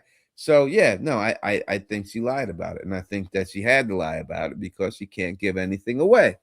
Just like if you look at the Reddit that we've seen from the showrunners, and we pointed this out earlier, there were specific questions that they asked, and they did not answer because they could not answer, or they would have gave away too much. And that's just the bottom line. So that's just that. So yes, I am saying that she lied. She told a fib and everything. That doesn't mean she's a liar. But that just means I think she's protecting the character. Am I gonna have to send Liz a message now and let her know you're calling her a liar? Smiley face, smiley face. Yeah, 100%. You can tell her. I've told her when she's been on the show. Phil, how many times have I told her that her a she's liar every time? Every time. And I've said it while she's on the phone, and she said, "I am at the mall." I said, "Yes, you are. Yes, you are." I said, "You can't fool me. You can't fool me." And I've said it every time. So no. I would do it. I am not afraid to do it. It's no big deal to me. I'm a man of my word. Anything I've ever said, I follow through with. I just cannot follow through until I have more proof. And I think there's a recount going on right here. And yes, I guess officially it makes sense. You got to wait a year, but trust me, my friend, you'll be eating that damn chip. We'll see. What did he put damn in there, or you just said that? No, I added it. You just added it. It seems like you felt the dam just needed. Yeah, to be I felt the damn, Doug. I'm sorry for editorializing. I editorialized your comment. I added a damn. There seemed like there should be a William Shatner damn chip in there. So I'm sorry. And Doug says she could have easily said no comment. Well, saying no comment gives the whole thing away. You can't say that.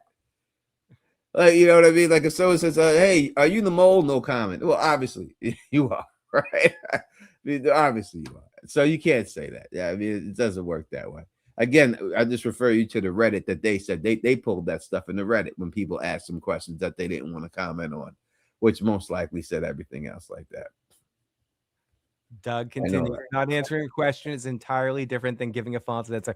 Doug came here just to watch you eat that chip tonight. I love that. I'm glad he did. I'm really glad that. And for all the fans of the channel, I wish I could have been wrong and ate the chick, but I'm not going to. I'm not admitting That was defeat the right most now. disingenuous thing you've ever said in your life. I wish I could have been wrong. I wish I could have been, because this to get this shit over with. I wish I could have been wrong and just got it over with. But in the end, the jury is still out on this one, we have to wait. There's nothing I can do. I'm not gonna eat this fucking chip and the next season comes out and then Donna's the mole and I ate it for nothing. True.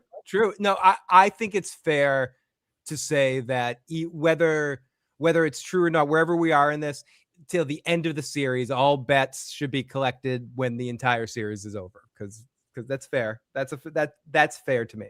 Nothing I can do. Holy shit, we got a $99 super chat donation. Urban. Now we're Gregory. getting close to that 1,000, guys. We're getting close to that 1,000 to get Tony to eat the chip anyway.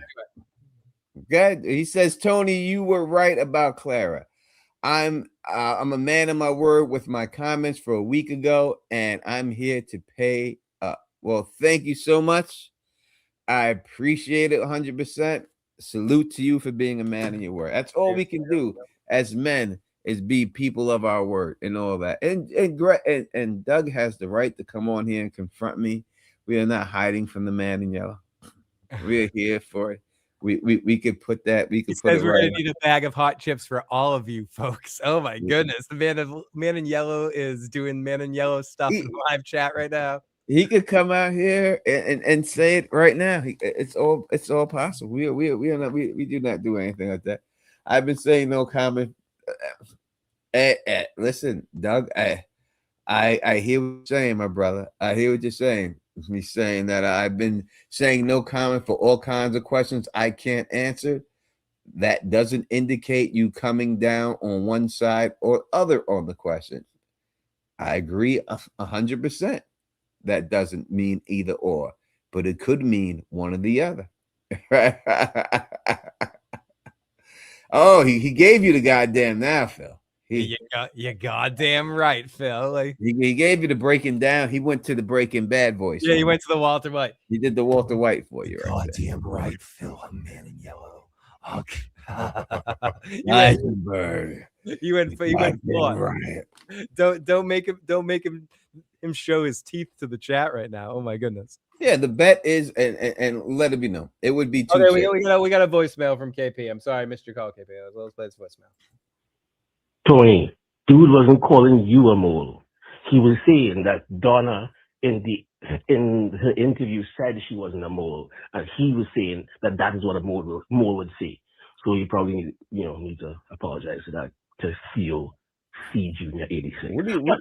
What's he talking about? I did say I didn't say that at all. I don't know. Okay, I'm not sure. I didn't say that at all. I have to. I agree with the guy. I think he must have been in between pulls when he put that out there. King of the Realm says, bro, they got to explain so much stuff in season 5. Like, why does it take Tabitha being pushed at the lighthouse to go back home? All right, now, Doug. Wait a second. Doug is gonna have to come on here if he wants to. He can only do bets face to face. He'll have to come on here if he wants to double or nothing it or something like that. He'll have to come on here. King of Rome says, "What, bro? They got to explain so much stuff in season 5. Like, why does it take Tabitha being pushed out the lighthouse to get back? 100%. There's a lot of things they have to explain, and I think that's what I wish they didn't do. I wish they would have closed some of these. I wish they would have closed some of these holes, these potholes, filled them before they even did more and left more out there. And I think that's the problem. That's what we got right now. And I think that it could be to the point where it's too many and everything. Unless this one's gonna cure this one. This one's gonna cure this one. This one every episode. They may have had too much here and stuff. Because the man in yellow and the boy in white do seem like a little losty in this. We're feeling we're getting a little lost vibes from A little this bit, but one thing people that have thought that maybe they were the same person, at least we sort of confirmed that they're not the same person. They do have some sort of interaction, some Well, antagonistic. I mean, you don't know. Still, I mean, I don't think they're the same person. I don't think they're the same person personally, but maybe you're right. Anything's possible at this point going into this final season. I think that's the thing that opened up. If we go into some predictions or thoughts for season 5, I think if we think of some positives coming out of this, they've definitely opened a lot of possibilities that this could go in a lot of directions of. I'm saying in Lost, they had 2 entities that were battling over something that was what it was. Yes. And now we see at this, there's 2 entities playing a game at the end. One of the entities on Lost was trying to protect the island, and one of them was trying to kill the person, but couldn't kill them directly, so needed to influence other people on the island to be able to kill them. So we got one entity on this person right now trying to play the game, saying he thinks it's going to win this time, and one person preventing him from playing the game. As you said, it just seems like a trading spaces situation that they're playing this game with these people's life for $1. Yep. And whatever goes on happens, and that's the way they're doing it, and that's the way they're running. Some sort of bad. It really does feel like the trading places situation. It is the trading places. That's what it is. $1. I bet you I can get all these people in here to sacrifice their children and everything. No, you can't get them to do that. I bet you $1 I could. And there you go. What do you think the direct relationship between the two of them are? Do you think they're related in any way? Do you think they're just old friends? Well, they're very friendly with each other. So that's just the bottom line. I mean, when you greet somebody and the first thing is, oh, you're getting old. That's a friendly greeting. Yeah, that's what people say to me these days. You're losing your hair. You're looking good. You're kind of old. That's a friendly greeting. The greeting was friendly between them. They strolled up there. The boy in white did not prevent Sophia or the man in yellow, who we have in the chat, from putting the talismans in there. Nope. Right? He didn't try to prevent her from doing it. He didn't say, don't do that. Against the rules of the game to stop. No, this is part of the game. This is just what it is. That's just the way it goes. Hold it down, Phil. I'll be right back, homie.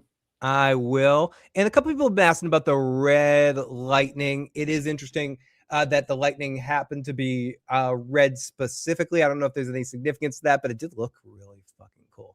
I will say that. What's it say? The last episode gave me Stranger Things vibe. Red lightning, red skies, Fatima connected to the monster like Will and Buffy season 1 last episode with the eclipse and the vampires walking out. I have to do a rewatch of Buffy. That's absolutely so. Exotic Sugar says, in season 2, Jade says the problem is there's too much we don't know. It's like opening a book and starting from the middle or trying to imagine what a jigsaw puzzle works. I think at least now we sort of have some of the pieces that they can put together going into this next season. I do think, I know Tony doesn't think so, but I think the bones have some sort of relevance that Tabitha and Jade, if they do something a very certain way, it could possibly have some sort of significance, but who knows? Phil, I should do a Weird Al cover band. I can't sing as good as Weird Al. I'm not saying I have a horrible voice, but Weird Al is a unique generational talent of skills beyond reproach. Just looking like him doesn't mean I could cover all the amazing, ridiculous songs he sings from so many different artists, but I will try. You better, Julie B. Deep dives. We still don't know what the red things is on the cave painting in season 1. Absolutely. Let's get that in the chat. Everyone in the live chat, start listing all the answers to things you want in season 5. Everything. List it. Let's get into it. Both chats. Let's see. What is everything that you absolutely want in this next season? Dow says they're two sides of the same coin. Very much so, I think. People want to know who Martin is. The ballerina. We want to know the ballerina. Ballerina. A ballerina is kind of like a ballerina, but different. Phil, shut the fuck up. They need to up the wig budget. What will they be doing in season? We haven't talked about her tonight because we didn't do like a full recap situation, but Julie, in her scenes, she's an excellent actress, but at times, the wig does take over the situation. and I hope they give her a better wig, or they let her do her real hair in the next season. Yay, Phil threw me a rope. Oh, and I'm all over the things. Tony didn't leave. He went to go take care of something. He'll be right back. Tony said, the hell with this thing. I don't want to talk to this fucking annoying Phil anymore. I'm done. Mr. J says, so the man in yellow can alter and do everything he wants in the game, but the boy in white can't do or say shit, like he's limited. I'm not sure if he can't do or say shit.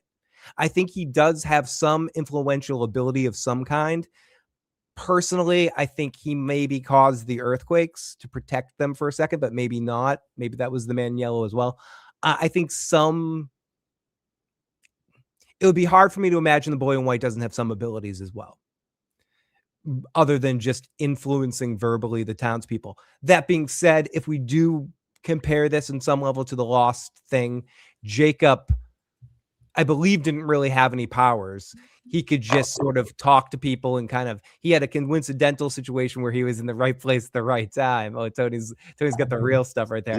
And take a shot. Whereas, let me pour a shot too, where Smokey could actually change. I don't know what you're talking about, but real quick. I think I think the boy in white caused the earthquakes to protect. All right. I got a whole theory about these earthquakes and everything else going on. I think the boy in white did it to protect them. But yeah, let me pour my shot. But let me tell you people something real quick about the Don real quick. Last time I was challenged, it was at this convention about a bull riding contest. All right. Don't make me bring up the video. And I was there, and people challenged me to get on the mechanical bull, said I'd be the first person to fall off. I had no chance of winning this contest. I told them that if I enter this contest, I will win this contest. Phil, did I say those exact words? Mm-hmm. He Babe Ruthed his shot. He called his shot. I said if I enter this contest, win this contest. I went on last. I remember I was there. It was a girl named Val. She had a channel called In Deep Geek, and her husband, her fiance at the time, was there.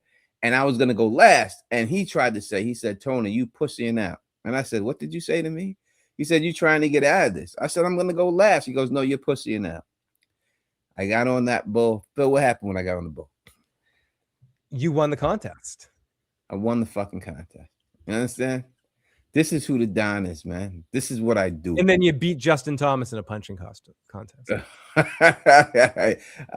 I did. And I beat him in a punching contest too. With the head, with the bag, and everything else. So I when I tell you, this is what I do, man. And I'm telling you straight up, I'll eat that damn chip if I am wrong. I have no problem doing it. That's just what it is. But we'll see if I'm wrong, and I'm not wrong a lot in life. So we'll see. And we have the footage. Phil has the footage. I have the footage of the bull riding contest. I have it uploaded. We can take a look at it at some point in time in the future as well if we want. And I think we've taken a couple of clips of it here and there. And there's black faces. How much to make it 2 chips? What would be for 2 chips, bro? You said 1,000 for one. Is that what you said? 1,000 for one? If I to eat it right now, I eat it right now. And everything else. KP, you can't tell us what to do. Play my voice, bro. Demanding. All right, but for the season of From and everybody who's come, we're not leaving right now, but just saluting to all. And we apologize. We know we have some people that probably love this episode and are like, you guys are shitting on it, but we love you anyway. We appreciate it. We appreciate you guys. How much we make to make it double? How much do we do? $100 to make it? Double what? Like double the hot chip? Mm-hmm. Oh, and everyone, if we do this live con, we are doing the con. One of the things that we're definitely going to do is Tony and I will do a Escaping From podcast live in front of you. Yeah, the con. I said the con is next summer. It's in Nashville. It's at the Gaylord Opry. I will try to make it. No, it's at the Gaylord Opry. You'll be there. It's at the Gaylord Opry. It's a done deal. It's going to be there. Are we going to get Bridge 4 there? Is the real question. People saying 500. You want to give me 500 for it? Yeah, I'll do it. Fine. But if we will be there, we will be live. Real Theories and Enigmas will be there. We'll have all your favorite YouTubers who come from. We'll get most of them there that are willing to go. We'll offer it to all of them. Area code, and we will definitely be talking about that more in the future. Area code 712. What's your name? Where are you calling from? And what's your question or comment? And you should come to the con. You should. Hey, I'll Tony be- and Phil. You know, I definitely will. It's Julie B. I've got a new area code now. Oh, Oh, Julie B is no what longer happened to the spam account? spam. Yeah, if you're not spam, I don't know who the fuck you are, Julie Nope. B. Yeah, I'm psyched that you're actually going to do the con. That's fantastic. I would love to go.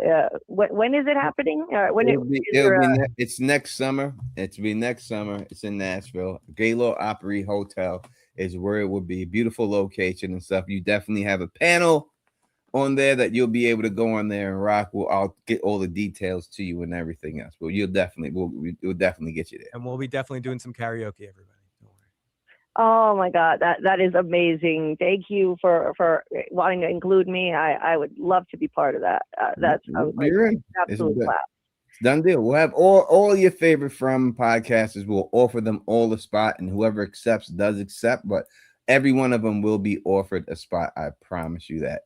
To all you guys, whoever it is, I will offer every one of them who does your favorite stuff, whether they show up or not, or can't make it. Even they all that be one, offered. Tony. Even that one. Yes, that one too. Everyone will be offered the spot. This is an all-inclusive thing. It's not about me. It's about the fandom, and it's about y'all getting together and actually seeing each other in person. 917 call back in a few minutes. And we will have some actors from the show come down there too. I promise you that we'll get them to come down there too. If they're not, we'll get it done.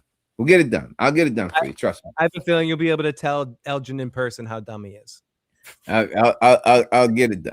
You know what we need to do? We need to get a dunking tank with Elgin sitting there. We got to convince him to send it so people can throw throw things and dunk them in a tank for being dumb. No, he's not. He's not the dumb. Again, we've already said that Porn Stash is the dumbest of the line.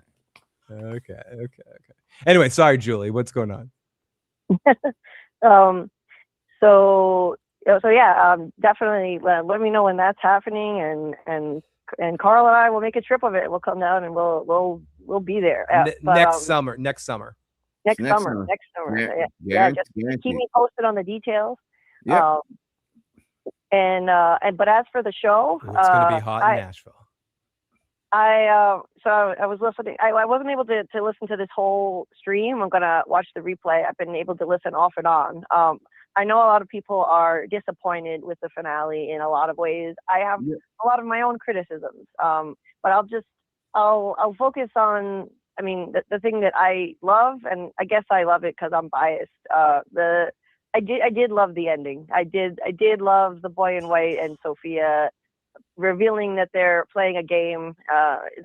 That's my main theory for the show. Yep. I put out in 2 videos right after the season 3 finale. I started working on the theory, and I put it out, one video in like December 2024, the next one in January, and not that many people watched them because it was the off season, but I've referenced that theory so many times in my videos and live streams that I think it's a cosmic chess game between these 2 entities, and they have diametrically opposed purposes.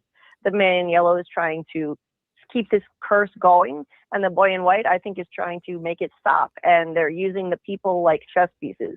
They're using them and manipulating them, trying to achieve their goals. And I personally, so I love it. I mean, I know we all love getting a theory right. Obviously, everyone loves when that happens. So I know I sound biased because it was my main theory, but I just think it's an awesome concept too. I'm happy with it. And I know it's similar to Lost, but I think overall, if you look at there are enough differences, there are enough fundamental differences from Lost that I will accept it. Like, I don't think it's a carbon copy of Lost. I mean, it's not a carbon copy, but it's the same. If it goes that route, we don't know yet, right? But what you're saying, we don't know exactly how it plays out. But when you look at Lost and there's 2 people there, are there 2 people here? Yes. I mean, that's just obvious. Are the 2 people against each other playing a game with the other 2 people? Yes, they're doing the same thing. So they definitely took from that. And that's just the lightning looked like there's no way around it. I mean, it's their stuff, so they could do what they want, but there's no way around it. Now, I don't, as Phil said, it's not going to be the exact same. They're not going to do the exact same thing. They'll put a twist on it, but that's the general thing of it. That's the way it's gonna go. I mean, yeah, I like obviously that's a really unique concept, and they did, I think, maybe borrow too much, but I mean there are some pretty unique twists to it, like the fact that I think this is a manifestation realm. I called it a nightmare realm before, but now I call it manifestation realm, because nightmares and fears can manifest into reality, but I think also hope can manifest things too. Like the hope of the dying children who were sacrificed created the bottle tree. Like, so Do you think? that's Do you totally think different from Lost? Do you think Elgin manifested anything as he was dying tonight? Hell yes, I do. I've got to say, I have never cheered on a death on the show as much as I did Elgin, and it's not because I don't like Elgin. No hate against him, but I am excited for him to die because he had a huge nightmare that we never got the answers to as to what the hell scared the shit out of him when he first got to town on the bus. He did say that. He said it was the boy in white. But that's not enough. That's not enough for him to throw up and say bad things are going to happen. You got to turn the bus around. All he remembered was the boy in white said the cicada nursery rhyme. That's He said that, and then he's seen the Brundles. And the Brundles. So, but something horrible must have happened in his nightmare, and I think it's going to manifest into reality now. It's going to be something to do with the Brundles or some other body of water. If he was mistaken that the Brundles was in the body of water in the dream, maybe a flood. Maybe that's how we get the flood, is aversion to water. So I'm excited to see what's going to happen from that. I think it's going to manifest in season 5. I feel you, and we'll see if it goes down like that. I still don't like what they did to the character of Elgin. I don't like the way that he was written. I thought he could have been. That's me. That's just my personal thing. Maybe because I've talked to the actor a couple of times, but I think they could be 14 years old, Tony. That's okay. Yeah, they could have done more with him. I think they could have did it a little bit better with him and stuff, and not make him just fall for these things over and over again. And so this could have been the same results could have happened, but it could have just been written a little bit different, Yeah, he was really dumb. I mean, he's so dumb. It was just so exasperating watching him. But in the end, he died an honorable death. I liked that he didn't take the bargain, and I've he been should have took the bargain though. He should have took it. You got to take it. Like when you're in this situation, there's no honor in this right now. When you're in this situation that he's in at this particular time, you take the bargain and you double cross the man in yellow. That's your option. That's the only option you should have, is to take the bargain, double cross the man in yellow. You're gonna die anyway. You try to help everybody out while you do it. You go out like 100%. If someone asks you if you're a god, Ray, you say yes. You just say yes, Elgin, and you figure it out after the fact. Be smart, be guileless. Go to talk to Boyd after the fact. Go talk to Acosta if you trust her. Go talk to somebody. But in that moment, you agree to everything that scary motherfucker says to you. Yeah, you make a good point. You do make a good point. I think the reason he didn't do it is because he became so religious, and he probably felt that this is the devil, and he'd be like selling his soul and making a deal with the devil. That's fair, but my guess is why he didn't do it. I agree with you, Julie, but in some situations, I know the devil always has one up on you, but you got to try to you got to do it. And if he was so religious, they didn't play on that at all. They should have had him in there with scenes with Sophia, praying with Sophia when she was doing all that. If he was going to be that religious, they should have showed it more. They didn't show him be this religious. He only prayed when his life was on the line. All right. And everybody prays when their life is on the line. So they didn't show him go there preaching the gospel and doing all this stuff. Like they've shown Sophia do that more than him. So if he was that religious, they should have showed him doing that all season, and then we get to that point. Their rituals. She does say for alien purposes or whatever she does refer to does she say silly humans in their rituals about religion or something like that? I think she could. Yeah, in their prayers, that she mocked him for that. But I do think that I saw evidence of a religious transformation in him, because his grandma was super religious. He said he wasn't, but then he thought the kimono lady was an angel, and because angels supposedly look horrible and you should fear not. And then in this season, he told Julie that he believes there is some truth here, and he sounded awfully religious as he was saying it. So it didn't surprise me that he went out praying. I would say this too. I would say this. I don't know. Maybe it's me, but if angels can look horrible, but the number one thing I'm looking for is the wings. Like, I mean, if I'm looking for the wing, fuck the halo, all right. But you got to give me at least some wings. You can't be dressed in the kimono, fucking shit, and try to drown me, and then say you're an angel. You got to show me some wings. Right. I need to see the wings. Yeah. Elgin was not the brightest bulb. He never was, and so I'm just excited to see if his nightmare will manifest, because they have to do this. Now that we know nightmares can become reality, we have to see the nightmare of somebody who dies become reality in real time now. So this is the perfect opportunity to do it.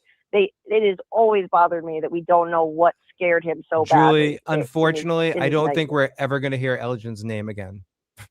Yeah, Elgin, he may get Tilly. He might. I think he's going to get Tilly. I think he's going to get Tilly. Titted. I think he's going to get titted. I think if they don't do it, then they're wasting an amazing opportunity and leaving a plot hole, not showing his nightmare. They've got to do it. It's a nightmare realm. You've got to do it. So I hope they will. I hope you're right, Julie. Julie, when's the next time you're streaming? When are you streaming about this episode? Monday at 10 p.m. Actually, no, sorry, 10:30 p.m. Eastern time. Okay, so make sure, if you haven't already, you check out Julie B's deep dives if you want to hear her breakdown of that. Julie, we're going to take this next call. We love you, Julie. We'll talk to you soon. Thank you so much, guys. Appreciate you, and talk to you soon. Appreciate you too, Julie. This is area code 9917. What's your name? Where are you calling from? And what's your... Oh, okay, forget it. 917. We didn't want to talk to you anyway. Whatever you had to say. No, we're kidding. Call right back in, my friend, if you want to, and we'll get you on the air. Didn't mean to rush you off, Julie, but everyone... I mean, the one thing I really did like in this episode, Tony, was Smiley calling Fatima mother. Yeah, that was great. Listen, the episode. My mother. I am not judging. I like it if it wasn't a season finale. I am not judging the episode as a whole episode. I'm judging it as a finale. I've said it, then that's it. It's not that I'm judging it as a finale. It just seems like, as I said before, that this is half. What would you give this if it was in episode 5? I can't give it what it was. You would give it a it wasn't an episode. It wasn't an episode 5, so I can't give it any. I could only give it what it is, and it's a finale. For a finale episode, I think it's just half the season. The next one will be the other half of the season. The next season. So that's what it felt to me. 917. We lost you again. 15BX65. The phone number is 781-990-8509. Thank you, Miss Carla, for throwing it in the live chat. 781-990-8509. Calling in. We got Tony for a little while longer here. We started early, I think, so he could stay up. Yeah. We could stay a little longer. Season finale. We want to go as long as we can. We'll be back tomorrow. We'll be back tomorrow talking about the next season. We'll be with those Nerdy AF podcast people. We'll be doing that tomorrow by 8:00, and we'll talk about the next season, what we're looking forward to in the next season. And this is area code 414.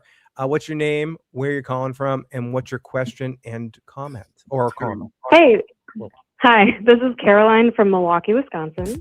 Milwaukee. Caroline. 414. Yeah, so my question is, have you guys thought about why, yes, like how everyone and from, have you thought of from? Think about that for a second. Okay, so everyone who is brought into the town, right? There's like different people, like you have, like a roller coaster engineer and a rich tech guy, and like all the, the people themselves, like how do their personalities in the real world affect how they play the game or participate in Fromville, whatever it is, and every cycle you have to like suck in people from it's different people every time, kind of. Like everyone has a different background, everyone has a different personality, a different look. Like, what's up with that, and how does that factor into like how well they do? I don't think it factors in at all. I think that the showrunners said that everyone in here was at some. They said that the people in here are at some type of roads in their life, and that's why they were brought in here at that time. But I don't think their background or what they do for a living or anything factors into how they do everything and all that good stuff. You know what I mean? I just So it's not okay. No, what were you gonna say, caller? Oh, I was just gonna say just the fact that they have like a tech genius and an engineer. Like, oh, like we got a good group this time. Like maybe we'll have an edge. Well, that's Jade and Tabitha. They're different. I think we got to take Jade and Tabitha specifically. Them always being there, that is relevant based around Jade. Jade's everything to do with Jade, I think, is relevant. But talking about like everybody else in town and why they cycle through. I mean, maybe they have a reason. Maybe they're brought there for a reason. Well, they said that straight up. They're just minnows in the net. The sharks are Jade and Tabitha, and everyone else is the minnows. So Jade and Tabitha are the ones they want to come back, and everyone else is just a minnow caught up in the net, and that's it. I mean, that's what the showrunners said. So we'll go with their whole philosophy. What up to Taryn Matheru in the chat? Good to see Taryn. What if there was a cycle with no nurses? There probably was. There probably was a cycle with no nurses. That I'm sure there's been cycles with no roller coaster builders. Yeah. That's a shame, Tony. That's a shame. This should always be a roller coaster builder in every cycle. No colonial roller coasters. No colonial. Oh, by the way, coasters? no colonial. But No colonial woman. No colonial woman. The colonial woman was cast. We never saw her. Yeah, that's just Misdirection. Misdirection, yeah. Red. Yeah, but they did the casting for the person. Maybe the person never got casted. Maybe the scene got cut. Yeah, or the pushback. Yeah, it could have been. Maybe it's probably Julie Maybe story. maybe the actor had a little issue off set. Could be, or it's a Julie story walking situation, and they pushed all the Julie story walking stuff back to next season. Yeah. Yeah. Well, like how Henry wasn't supposed to even come in as soon as he did. No, none of them were. Tabitha wasn't supposed to escape when she did. They're supposed to be later on. So, I mean, I do think they have an edge with certain backgrounds, personalities, knowledge, and certain cycles. And maybe that's why everyone's a little bit different. I don't know. I just feel like maybe they're like, oh, this feels like a good one. Like we got a good group this time. Like when you work on a group project and you get like really good people in your group. Well, maybe the boy in white feels like he's got. Maybe the boy in white is like to the man in yellow. Yeah, I got a good group of people this time. We can win the game. We can win the round. Yeah, because you've been kicking my ass for the last 1,000 years, but I finally got a good group of people. It's But like- I'm sure he felt that way before also. But I think it's like it's not like he brings specific people, like Jacob brought specific people there to battle or to take over like ownership of the island. I think it's just random people and they're kind of like playing pickup ball. Like I take you, and then they have to beat the main squad of the monsters and the man in yellow. And he keeps having to renew his roster every few things for new players. He's got to get the perfect pickup squad to beat the house team, to beat the freaking Globetrotters. And he just can't do it. Like they just keep losing. They just keep losing over and over again. There's no beating them. Because I don't know. Because they just I like that we got a good group. Yeah, I like that we got a good group. I feel good about this group. Maybe we have the good group this time because you know why? If it wasn't a good group, we wouldn't have the show. Yeah, like they weren't going to get Right, out. they're- What's the point of the fucking show? They're going to get out. They're going to fucking get Yeah. out eventually. Someone's getting out. They do a prequel where it's just like a less successful group being like, maybe we'll leave these clues for the next cycle. Exactly. That's why a prequel thing is hard with this thing because no other group can get out. Yeah, what you do already know what. Yeah. Yeah.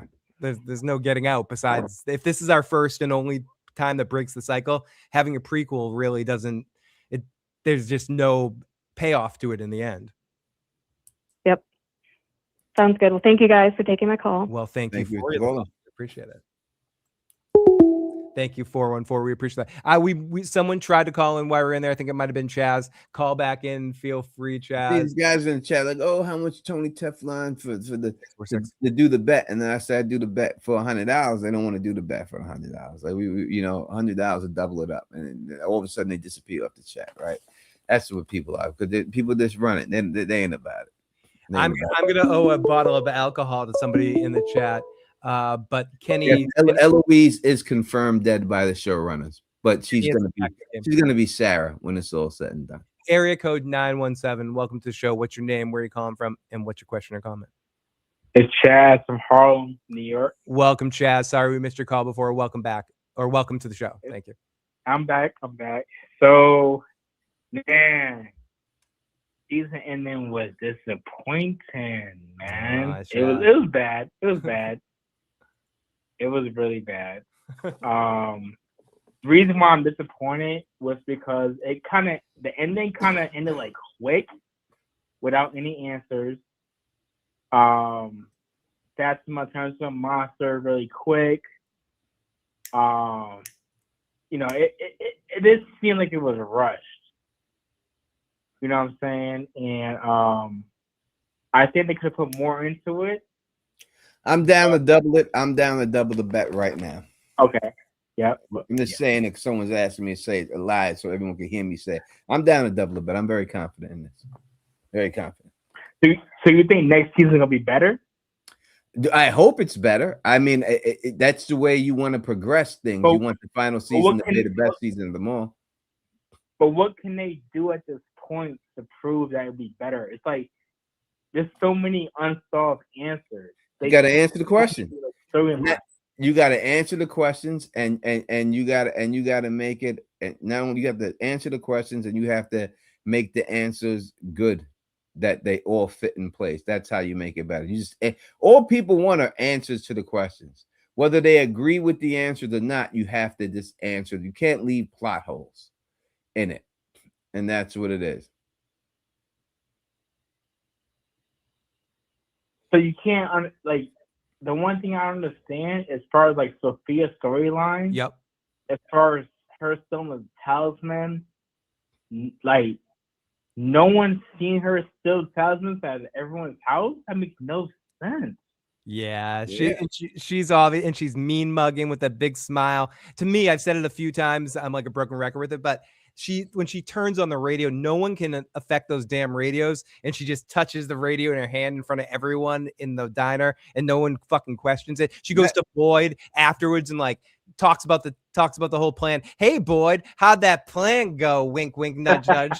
Like it's come on, dude, come on. Pick up. I think Sarah is watching her. I think Sarah's in the background. In the background of what? Watching her do all that shit. I think Sarah, like next season, they're gonna show Sarah watching Sophia do all that crazy shit. Oh, like she's onto her and like He's onto her. Cause remember when she came back to the house? Sarah was like, "Oh, where you been?" Remember your mom like used to go outside with your friends. Your mom be like, "Where you been outside?"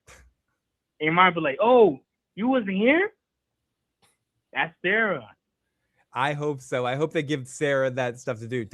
Tony, do you think Sarah could be the one that finally catches this? I mean, it could be anybody right now. I mean, it could be anybody right now that can catch. But I think in the end, it's Tabitha. That's what the whole thing is right now. The whole thing is the Tabitha. The whole thing is the Tabitha Miranda driving into town. That's what's going to be it. Elgin had it. And Elgin gave it up. They didn't see it, but it's going to be that Miranda drive-in. She's going to be one of the people.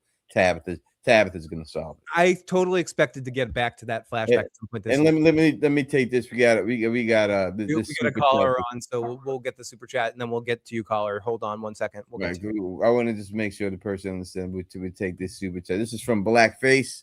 He says, done 2 chips when it comes out. Donna ain't the mole. She's Eloise in the Story Walker. All right. Wait. Let's make sure that we were saying this right. Are you betting that she's Eloise and the Story Walker too? That's a lot for one bet. That's convoluted. So if I'm wrong that she's not the mole, but she's not Eloise or a Story Walker, then what happens then? You got to clarify that, because that's what it seems like to me, and that's why I'm making sure. Or are you just saying that this is what it is? I'm just saying that. All right, now you're just saying that. That's cool. All right, yeah, 2 chips on it, no doubt. Just making sure. All right, 2 chips on it. Bet is in. Great to see Tony Pajamas in the live chat. And good to see everybody. Now the bet is with Doug. So yeah, you just got some action on that bet, basically. Yeah. The better's in. I'm worried about that. Jason says there's 3 talismans left. I think there's at least 1 talisman. If there's 1 talisman left and they can Where would the 3 be? Where would the 3 be? Okay, there's the one down by the door in Colony House. There's the one at the hospital. Yeah, but we don't know if she got that one. She might have got that one. Did she Clara's from Colony House, so we have to assume she got the one from the place. get the one in the hospital that fell down that they were reaching for? That would be the one. I would say that if that would be there is the one in the hospital. Jade and Tabitha have one. Jade and Tabitha, unless they left that down there, I don't think they didn't. took that. Theoretically, that's 2. Theoretically, that's 2. Yep. And I think there's one more I'm not thinking about right now, but let me try to figure this out. But I feel like there might be one more. I think the one more I was thinking was the one at the basement of Colony House, but you're right. She might have grabbed that one. Yeah, I have to say that that's why she employed her. Yes. To go grab that one. And we don't know if I think they're trying to go into this whole thing with no talismans at all. Right. So I think they're just going to say they're all gone. That Clara scooped up what she scooped up, this one scooped up, and that's the other ones in the cave. Talismans are out the picture. I agree. If you just have, say you just have one talisman, have everyone just huddled up in Colony House, it doesn't change the story of the narrative in any.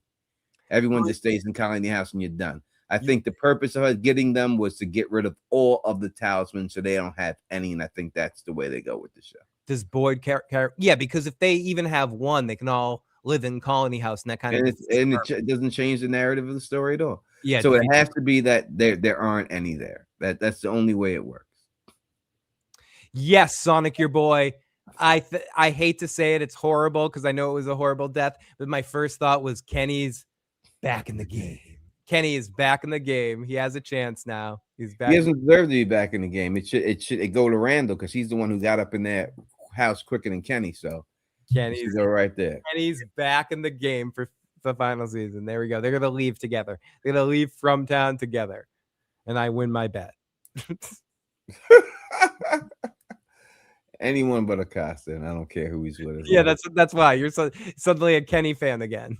I'm not. No, I'm never a Kenny fan. I just he can just go with her. Go back with your chick. That's all. Someone said they broke the lore turning Fatima. It was definitely a choice turning. They did break the law. From what we know of the law, they broke it. But they say that it's a part we just didn't know about that they didn't want to expose. Yep, for sure. Brina says I'm almost certain Sarah got one a talisman the way they always show how much Sarah treasures them. I think we can keep playing there's talismans, but I think Tony's right that they're going to want to go into this next season with, even if there should be talismans, I think they're going to break the lore of the show or continuity on the show just to have Sophia having got all the talismans. I mean, you have to, when you look at things in the show, you have to say, what was the plot? What drives this plot point forward? If they just have one talisman left and they're all chilling in Colony House, that doesn't drive the narrative forward. The narrative is that they're out of talismans and now they got to survive with no talismans. That's where they're going with that. So that's what it is, and that's what they're trying to say in the show, and that's what we have to see. Now, whether they find them again is different, but they initially have to start off with no talismans. Now, maybe they go in the faraway tree and they get spread around somewhere, and people can find one here and there. Maybe that happens, but they got to go into the season that there's no talismans, and they got to go back to the basics of digging holes and shit. I wonder if the faraway trees can travel through time, and when they go through the faraway trees, it's the loop that eventually past Boyd found.